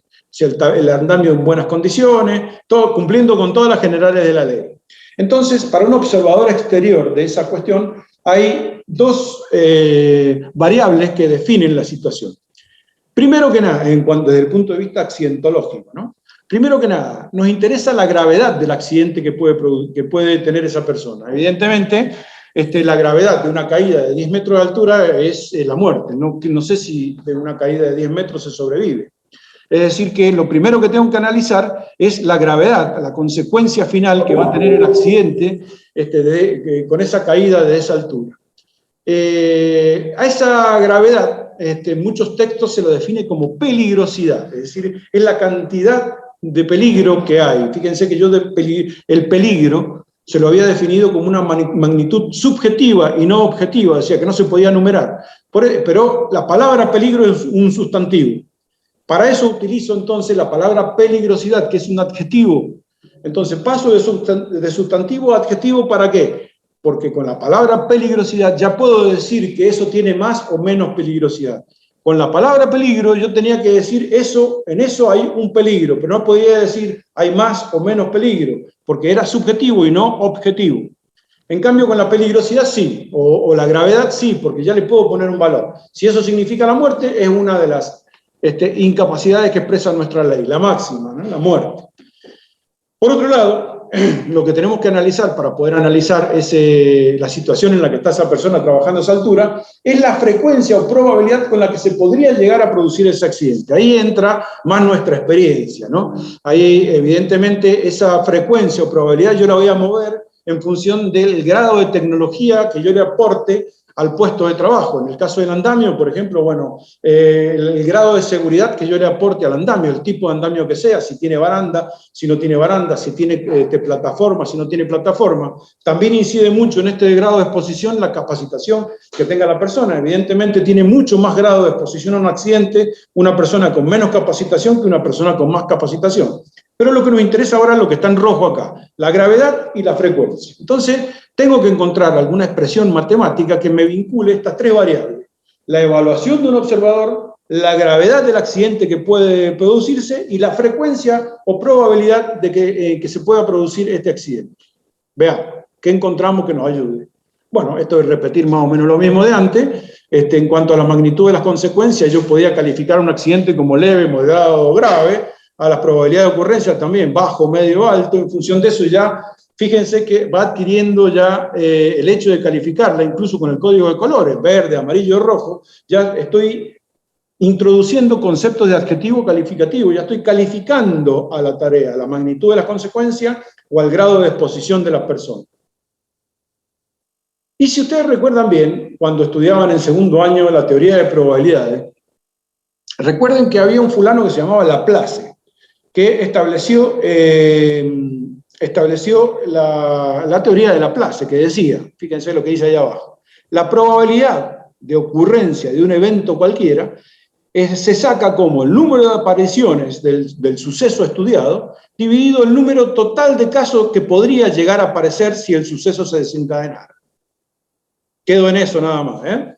Para darle un ejemplo, el más sencillo de todo, que siempre nos daban en la clase de probabilidades, para la regla de Laplace, era, si yo tiro una moneda al aire, ¿qué probabilidades hay de que caiga cara? Entonces, analicemos la ecuación anterior. Analicemos el denominador primero. ¿Cuál es el número de total donde el suceso pueda o no ocurrir? Cuando cae la moneda. ¿Cuál es el número total de apariciones? 2, porque puede ser o cara o seca, o sello, no sé cómo le dicen ustedes. Sí. ¿Y cuál nos interesa determinar? Uno de ellos cualquiera. ¿Cuál es la probabilidad de que salga cara, por ejemplo? Bueno, tiro la moneda al aire, es 1 en 2, es decir, la probabilidad es del 50% para una sola moneda. ¿Se entendió la lógica? 1 dividido 2, acá abajo, es 0,5, que es el 50%. ¿Se entiende la lógica? Bien, vamos a hacer entonces, vamos a tratar de hacer el paralelo entre la definición de riesgo y esta fórmula de Laplace, a ver qué es lo que logramos. Porque lo que estamos tratando nosotros es encontrar un artilugio matemático que nos permita meter todos estos conceptos que hasta ahora son entelequias, cuestiones que hemos definido en el aire, en una zona de confort nuestra que es la matemática. Eso es lo que estamos tratando de hacer. Bien. Entonces, decíamos, repito la fórmula, ahí arriba dice la probabilidad de que un suceso A determinado se produzca, el número de casos favorable total sobre el número total de casos posibles. Esta es la ecuación, la voy a denominar número 1. Entonces, si yo hago el paralelo, la simulación, para el observador que estaba de afuera, estaba mirando al observador, ese tipo que está subido en el andamio, digo, la probabilidad de que ocurra un accidente es el número de accidentes que se pueden producir dividido el número total de accidentes posibles.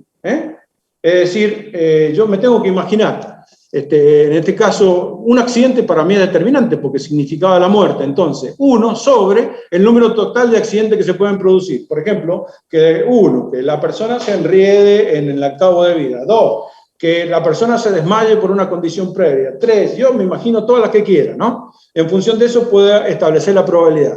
Hago el despeje, relacionando esta fórmula con la de abajo, hago el despeje y llego a definir que como el número de accidentes producidos lo puedo equiparar al riesgo, o sea, puedo decir que el número, este numerador que está acá es el riesgo, porque es el número de accidentes que se van a producir, va a ser igual a la probabilidad de que ocurra un accidente, esto que está en rojo acá, por el número total de accidentes posibles, que es la consecuencia. Es decir, que ya le puse un número. Si yo tengo determinado de alguna manera, si de alguna manera pude asignarle un valor a la probabilidad y a la consecuencia que puede tener un accidente, tengo un valor de riesgo. Y si yo previamente identifiqué los riesgos desde un valor 1 hasta un valor 10, pónganle, y en función de eso les fui dando porcentajes de gravedad, ya voy a tener una tabla a la cual referirme para poder decidir si estoy, analizando previamente la situación antes de subir a la persona al andamio, si estoy en un grado 1 de riesgo o en un grado 5 de riesgo o en un grado 10 de riesgo. Evidentemente, si estoy en un grado 8, 9 o 10 de riesgo, lo que voy a hacer es paralizar la tarea, actuar sobre los elementos que tiene la persona de seguridad para poder sostenerse, línea de vida, cabo de vida y todas las cuestiones, poder actuar sobre los elementos de protección que tiene la persona, capacitaciones, edad, la edad de la persona es un factor importante. Voy a actuar sobre todo eso para poder bajar este producto que ustedes ven ahí. Una vez bajando cualquiera de los factores de este producto, ¿qué es lo que logro?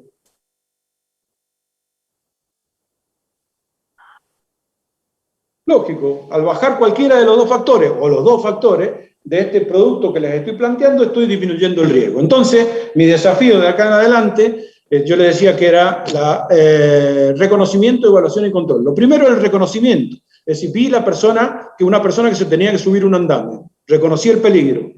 Evaluación, ¿qué es lo que estoy ahora? Es lo que estoy haciendo ahora. Ver la probabilidad por el grado, por la consecuencia que puede tener ese accidente, y entonces, en función de eso, voy a tomar alguna decisión.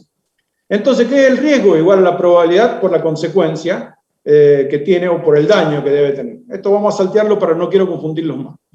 Bien, entonces pongámosle valor a la cuestión para ver de qué estamos jugando acá. Esta matriz que vamos a generar ahora, ustedes la han visto seguramente en mantenimiento, la han visto en otras disciplinas de la ingeniería. Bueno, acá particularmente la vamos a referir a riesgo.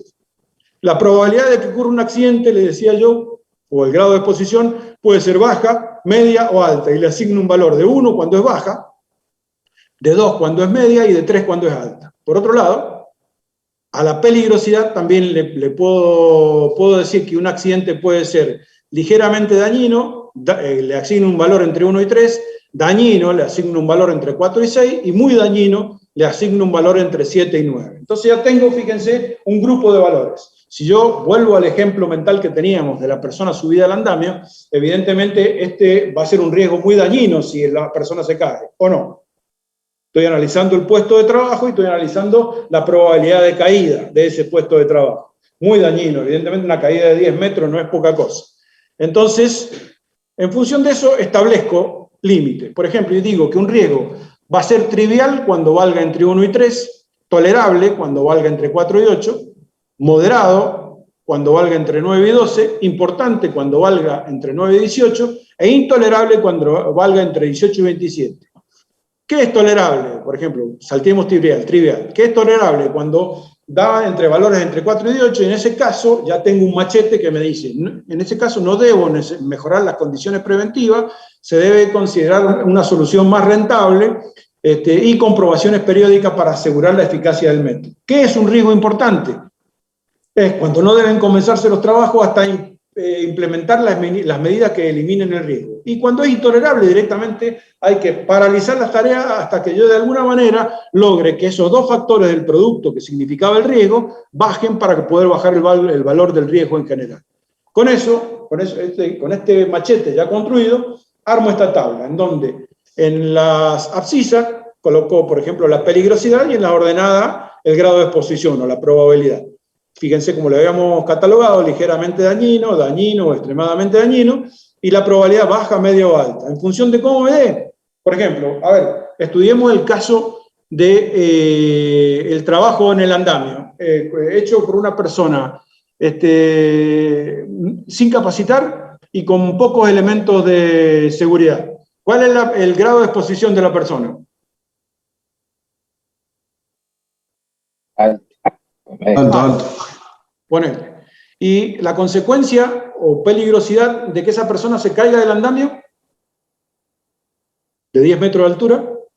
Extremadamente dañino. Extremadamente dañino. Entonces me voy, por la tabla de doble entrada y logro determinar que el riesgo es intolerable. En esas condiciones vuelvo a mi machete y digo, ¿qué me dicen a mí? Por supuesto esto es una simplificación, ¿no? Pero ¿qué me dice a mí la regla que he establecido? Que en ese caso tengo que paralizar la tarea. No puedo autorizar a que ese trabajo se haga y no emito el permiso de trabajo correspondiente. ¿Está claro cómo funciona la cosa? ¿Se entendió todo lo que hablé? Sí. Sí. Es tan simple como esto. A ver, veamos este ejemplo. Ahí tenemos dos escaleras, la escalera A y la escalera B.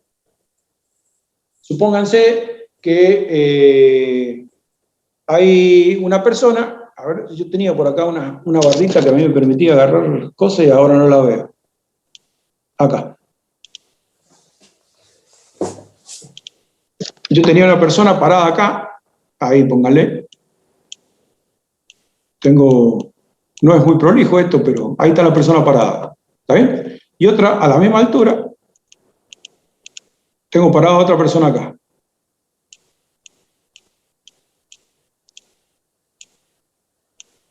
Bien.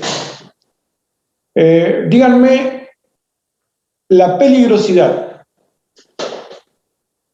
de la escalera A y la escalera B, es decir, la consecuencia que va a tener para esa persona caerse de ese mismo nivel.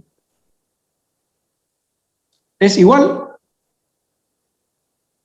Sí. No. Simple vista, sí, me parece. Claro. La consecuencia de caerse de un nivel determinado a cualquiera es la misma, ya sea cualquiera sea las condiciones en donde esté subido, ¿está claro? Es decir que el factor va a ser igual, 3 y 3. ¿Se entiende la lógica de lo que estoy razonando? Sí. Perfecto. Y la probabilidad de que se caiga de la escalera A respecto de la probabilidad de que la persona se caiga de la escalera B, ¿cuál es mayor? De la escalera B.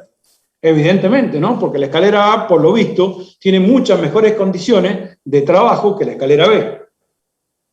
Entonces le ponemos un número determinado. La probabilidad de caerse de la escalera A vale 5 y a la probabilidad de caerse de la escalera B vale 8. Entonces fíjense que el riesgo para la situación A vale 15 y el riesgo para la situación B es 24. A modo de ejemplo, ¿se entendió? Sí. Sí, pero ahora voy a hacer una autocrítica sobre esto que les he enseñado. Dale, ¿quién me iba? Juan Pablo, ¿me iba a preguntar algo? Ah, sí, eso pues, la probabilidad es porcentual, ¿no es cierto? O sea, 5%, 8%. Claro, sirve, pero es adimensional, en realidad es un número dimensional que vos le ponés. Acordate que le pusimos un número cualquiera entre 1 y 10, ponele. O un rango, por ejemplo, entre 1 y 3, entre 4 y 6, entre 6 y 8, ¿comprendés? Es un número, es adimensional. Claro, la probabilidad, acordate que no se da, o sea, el resultado de una probabilidad en estadística es un porcentaje, porque el 0,5 lo ponés como 50%, pero lo podés expresar como un número, como 0,5. Es un número dimensional en realidad. ¿Se entendió? ¿Te acordás, no? ¿Cuánto es la probabilidad de 0,33? ¿Qué significa? O sea que el 33% de las veces pasa. Claro, 33% de probabilidad, está bien. Eso es lo que quería, a ver si tenías claro, pero es verdad, de eso se trata. El número, en realidad la probabilidad es un número adimensional, sin la unidad. Para transformarla en la unidad tendrías que multiplicarla por 100, para que te salga el porcentaje como unidad. 33%. Ah, ok. ¿Comprendiste? Sí. Bien. O sea, Profe, yo no, o sea, creo que lo que dice Juan Pablo es que, por lo menos hasta estadística, nosotros decíamos que no podía haber una probabilidad mayor a 1. No sabemos si es... Por eso, 0,33 lo que pasa, está bien. Pero es adimensional el valor que estábamos manejando, no significa que sea este valor de la probabilidad. A ver, vamos a volver. Fíjate que acá no le puse a la probabilidad, le puse un valor de referencia. Pero mirá, a la probabilidad. Fíjense ustedes, si en lugar de ponerle 1, 2, 3, yo le hubiera puesto 0,1, 0,2, 0,3. ¿Pierde valor el razonamiento? No, el tema es cómo lo ubica en el rango. O sea, ¿qué está diciendo? El primer rango es de 0 a 0,3, el segundo. Por eso, esa cuenta después vos la debe acomodar en esta tabla, pero esto no tendría ningún problema en variar a 0,1, de acuerdo a lo que ustedes, es verdad, que lo que ustedes vieron, la probabilidad máxima es 1, el 100%, obviamente. Pero este número no tiene nada que ver con el número de probabilidades, sino que es un número que uno elige, digamos, de valoración de un hecho determinado. Y a eso iba lo que quería explicarte, la autocrítica. Tengo que hacer, como les decía, la autocrítica de este sistema. Bueno, acá tienen un caso parecido, una persona subida a una antena versus una persona parada en una estructura con todos los elementos de seguridad. Evidentemente, si sacamos la relación, la persona de la antena está corriendo más riesgo. Bueno, en función de eso, en función de la tabla, tengo que tomar la decisión de si paralizo la tarea o bla, bla, bla, todo lo que ustedes quieran colocar. Entonces, la autocrítica, ¿cuál es? Que yo vengo vendiéndole a ustedes desde el promedio de esta clase, de que el riesgo era una magnitud, o sea, que como nosotros éramos ingenieros, queríamos encontrar un número, y en función de eso, por eso le pusimos valor a la probabilidad y al grado de exposición, bla, bla, bla, le dije todo ese verso. Ahora, el solo hecho de haberle puesto un número, liberó a este concepto de riesgo de la subjetividad. No. No.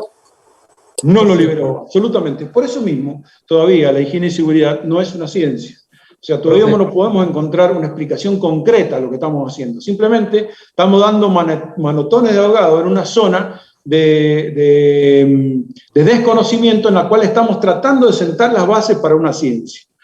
Y lo que sí podemos recomendar por ahora es que todos estos procedimientos, fíjense hasta dónde voy a llegar, todos estos procedimientos que son válidos y son utilizables en la actualidad, siempre tendría que hacerlo para el mismo trabajo, para la misma unidad operacional, siempre tendría que hacerlo la misma persona. ¿Tiene sentido lo que les digo? Sí. Sí tiene sentido porque se atan con lo que decía al principio, de que un mismo peligro puede ser evaluado conceptualmente en forma distinta por dos personas distintas. ¿Está claro? Entonces, yo, está bien, estoy haciendo un esfuerzo por transformar esto en una ciencia objetiva, pero no lo estoy logrando, evidentemente, pero ya he dado unos pasos a favor de la matemática, que es la que me va a ayudar a resolver esta problemática. ¿Se comprende la historia? Entonces, como conclusión final, yo les diría, esto es muy válido como método como primer método de análisis, pero bueno, va a quedar toda una serie de procedimientos posteriores, y la recomendación es que todo este procedimiento siempre lo haga la misma persona, de modo de que no cambie conceptualmente el contenido de la tabla. ¿Me di a entender? Sí, profe. Sí, profe. Bien, vamos a una cosa interesante ya para terminar, que es el valor de riesgo. Yo trato de que esto sea objetivo, pero es tan subjetivo que yo les puedo decir que, por ejemplo, empecemos por ahí el análisis, que si nosotros consideramos la recta de riesgo, una recta vertical, hay un valor de riesgo que considero el valor de riesgo límite. Entonces, en función de eso, si yo estoy por debajo de ese riesgo límite, estoy en una zona segura, teóricamente, ¿no? Más segura que la demás. Ustedes seguramente están de acuerdo conmigo. Pero si yo me coloco en un riesgo real superior al riesgo límite, seguramente estoy en una zona insegura o menos segura que la anterior. ¿Está bien? Ahora, ¿hay posibilidades en la mayoría de la disciplina de la industria de colocar un valor umbral de riesgo a partir del cual definir una actividad como segura o insegura? Es subjetivo. En muchas ramas de la industria sí, de hecho, nuestra ley a eso se refiere. Por ejemplo, al limitar el contenido de concentración de sustancias tóxicas en un ambiente laboral, ponele, o sustancias nocivas en un ambiente laboral, ahí es taxativa, la ley establece un determinado valor en parte por millón que no puede ser superado, entonces nadie va a superar ese valor. Pero en la mayoría de las materias en las que puede opinar esta disciplina, los riesgos son algo bastante volátil, en los que se juega todavía mucho el umbral de riesgo aceptable que tiene cada persona en particular. Muchos de ustedes, si nos pusiéramos a observar distintas situaciones, van a ver que tienen un umbral de riesgo mucho más bajo que otros. es decir, un umbral de tolerancia al riesgo, a eso me refiero.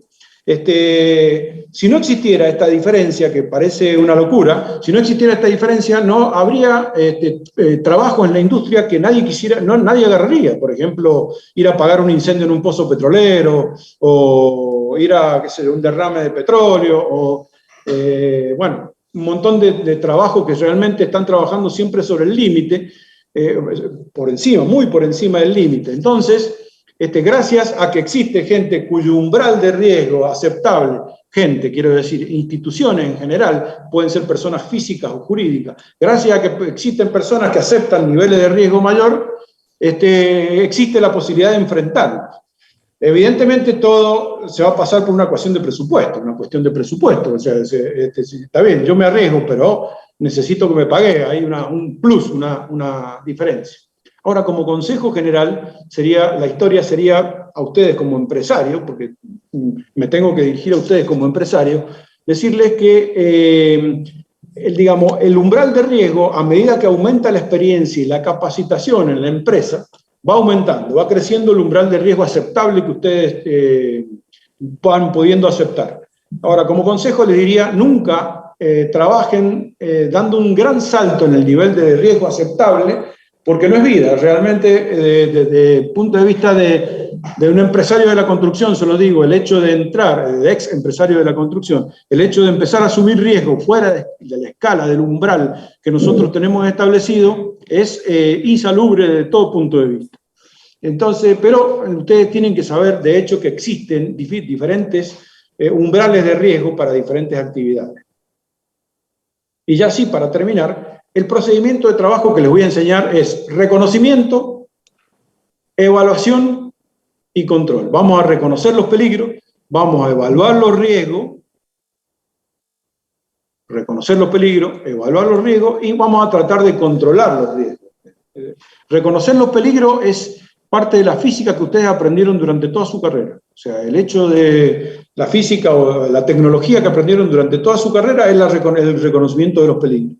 La evaluación de riesgo es estas cuestiones que les acabo de enseñar. Ahora, poder armar una matriz de riesgo, por ejemplo, entre otras cosas. Y en cuanto al control, hay dos tipos de medidas que se pueden tomar. Medidas de ingeniería y medidas administrativas. Las medidas de ingeniería van a depender de su ingenio y su experiencia. Y las medidas administrativas normalmente vienen delimitadas por la ley. La ley nos establece, por ejemplo, cuándo limitar la jornada laboral en función de ciertas contaminaciones auditivas, contaminaciones del ambiente laboral, así que más o menos el paquete se arma. Entonces, pero fundamentalmente nuestro mecanismo de pensamiento va a andar por el reconocimiento, la evaluación y el control. Ahora, acá está, fíjense, reconocimiento de peligros, evaluación de riesgo. Este reconocimiento les decía que se refiere a la experiencia que ustedes tengan en haber estudiado las distintas materias. La evaluación de los riesgos es esto que vimos hace un ratito, y el control. ¿Qué medidas de control podemos aplicar para controlar los riesgos? ¿Qué sentido tendría enseñarles a reconocer los peligros y evaluar los riesgos si no les hablo algo de cómo controlarlos, los riesgos? ¿Está bien? Bueno, de eso se trata. Hay varias medidas de control, entre ellas podemos destacar la eliminación de los riesgos, como primera medida y fundamental, la prevención, es decir, establecer medidas previas de control para poder afrontar los riesgos, para que se entre en condiciones más seguras, la mitigación, que no es lo mismo que la prevención, vamos a hablar de esa diferencia, y la remediación, que es cuando el riesgo ya se manifestó, el tipo se cayó desde 10 metros de altura y lo tengo que llevar al cementerio. Eso es la remediación, ¿no? Y pagarle la indemnización a la familia. Eso es la remediación. Esos serían los 4 niveles. Evidentemente, sé que ya intuitivamente sé que me tengo que mantener en una de las medidas determinadas. Vamos a ver. Eliminación. La eliminación es verdaderamente la medida ideal. Esa eliminación es difícil de lograr, es difícil de poder intentarla siquiera. No se pueden eliminar los peligros. O sea, si queremos explotar los recursos del mar, tenemos que meternos en el mar. No se puede eliminar el peligro. Prevenir. Prevenir es justamente el proceso que les he enseñado, de reconocimiento, evaluación y control es justamente los procesos de prevención. Es establecer previamente protocolos de abordaje a distintos puestos de trabajo con técnicas ya perfectamente definidas para poder minimizar los peligros.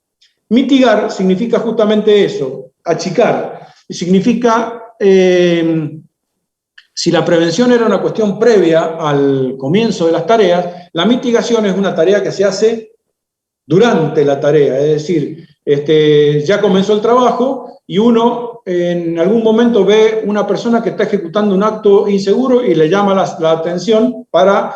lo que está haciendo es minimizar el riesgo, es decir, para que tratando de bajar de alguna manera la consecuencia que puede tener ese riesgo, pero durante la ejecución de la tarea. ¿Se comprende la diferencia entre prevención y mitigación?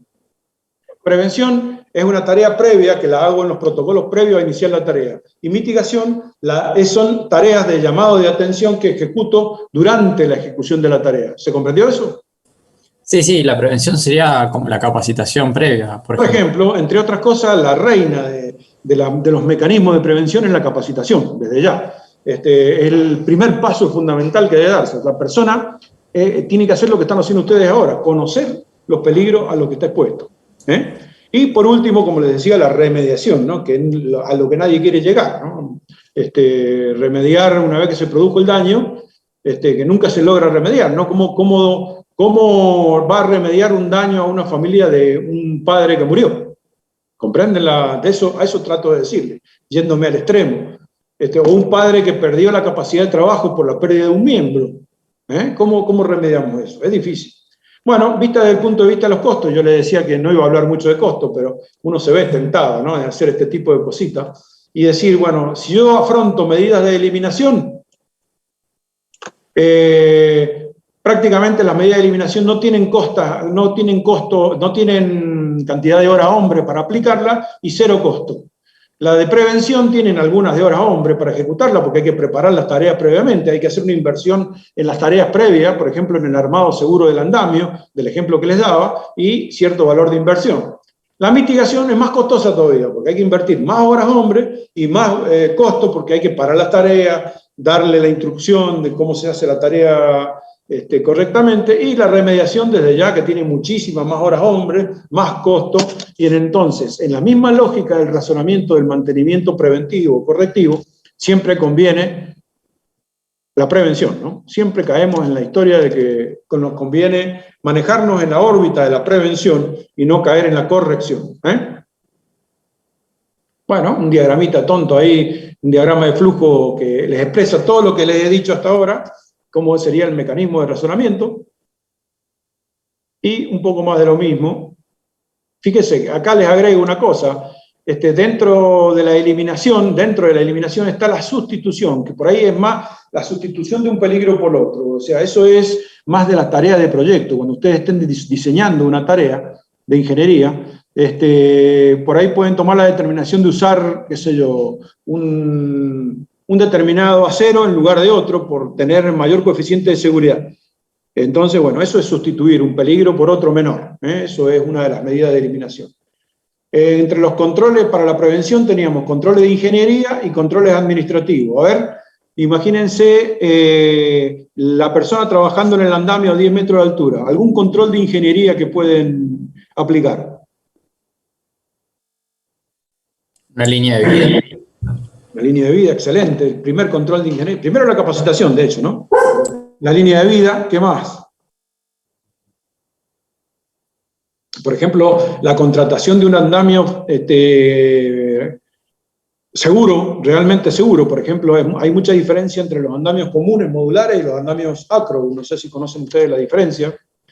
Habrán visto alguna vez un esquema de un andamio acro que son autoajustables, es decir, mientras más se mueven, más rígidos se ponen, en función de unos conos que son los que hacen el ajuste. Verdaderamente es fantástico. Eso es una medida de ingeniería. ¿Y una medida administrativa?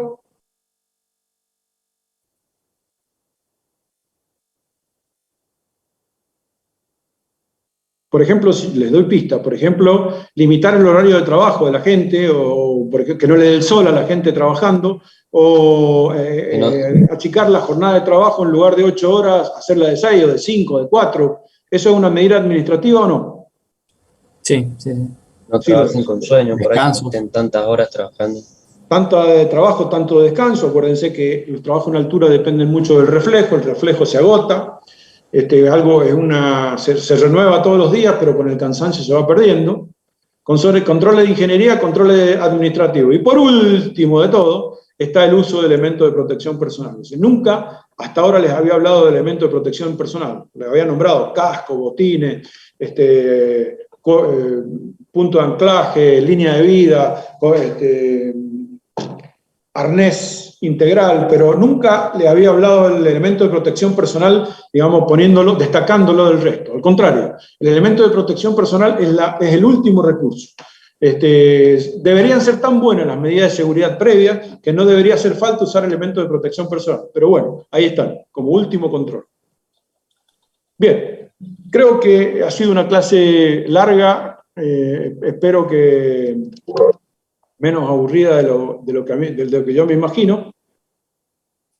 Pero con esto más o menos le damos presentación a la unidad temática número 1. Hemos visto más o menos con esto aproximadamente el 70-75% de la unidad temática número 1. Y es importante que ustedes recuerden conceptualizar todo esto porque de esta manera vamos a poder dialogar en el futuro. Ahora están en mejores condiciones de poder definir si algo es un peligro o si algo es un riesgo. Eso ya me parece importante a mí. Y bueno, de eso se trataba. ¿Alguna pregunta? Por mí no, profe. No, profe. Bueno, entonces declaro finalizada la tarea de hoy. No sé si Viviana, ¿querés agregar algo? Sí, antes de que se vayan, les quería pedir por favor que recuerden de matricularse todos en el aula abierta, que completen el formulario de inscripción, que lean bien los datos antes de enviarlos. La verdad, les voy a hacer una observación, pero de los 60 que se han inscrito, más del 10% ha escrito mal su número de teléfono, no siguiendo las indicaciones del formulario. Eso demuestra un poco la falta de atención que tienen, ¿sí? Entonces vamos a apuntar un poco a ir esos detalles, ¿eh? Y con esos números de teléfono vamos a generar un grupo de WhatsApp, pero de todas maneras hay otro grupo dentro del aula abierta, debajo del salón de clases, donde ustedes pueden dejar preguntas, respuestas, observaciones, todo lo que ustedes quieran agregar o que tengan algún tipo de inquietud, que ese foro lo vamos a continuar. Les pedimos por favor que actualicen el perfil con foto actualizada de ustedes y un correo electrónico que debe coincidir con el del formulario. Y por favor a la señorita Adriana Yampa que me mande su número de celular, que lo escribió mal y no lo puedo agendar. Y nada más, yo por mi parte seguiremos mañana para no asustar, sobre todo. Bueno, nos vemos mañana a las 14 entonces. Profe, una pregunta antes de que terminemos. Sí. Al final, entonces, la regularidad se va a obtener con los trabajos que presentemos y el trabajo final. No hay parciales en la materia. No tomamos parciales. Este año no está contemplada esa práctica. Todos van a regularizar la materia con el trabajo ese. Perfecto, profe, gracias. Profe, otra duda. ¿El link para la clase de mañana es este mismo que usamos hoy? Eso te iba a decir, Jorge. Para Jorge, te iba a pedirlo, por favor, que entren sí o sí al aula abierta y que el link quede registrado en la sala de clases, ¿sí? Por favor, para que sea esa la sistemática, porque a veces cuando demos nosotros no vamos a tener el link del Zoom. Bueno, el link va a estar entonces abajo del aula abierta, digamos como ítem siguiente voy a colocar un botón automático para que ingresen a este link.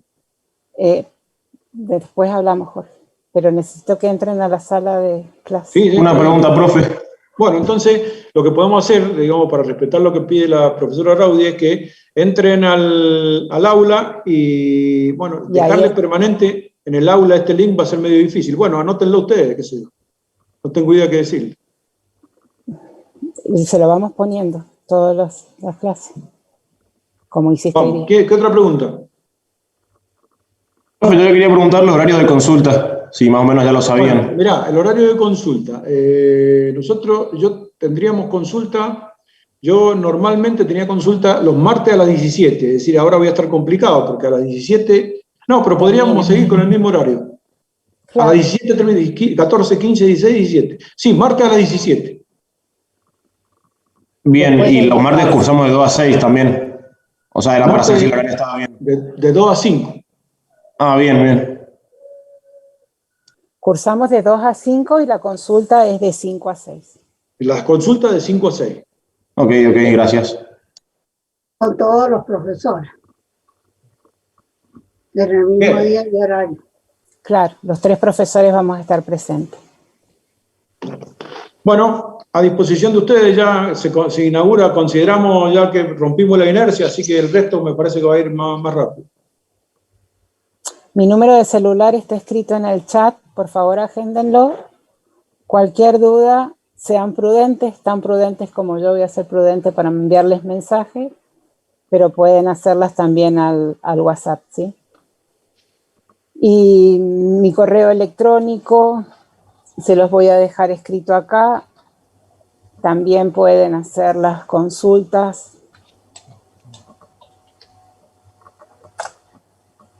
a ese correo electrónico por cualquier duda que tengan, tanto de los prácticos como de alguna teoría que no esté correctamente subida o que haya que hacer algún tipo de corrección, que eso nos suele pasar.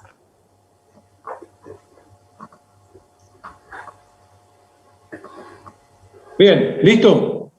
Muy bien. Sí, nos vemos. Adiós. Muchas gracias. Muchas gracias. Nos vemos hasta mañana. Profe.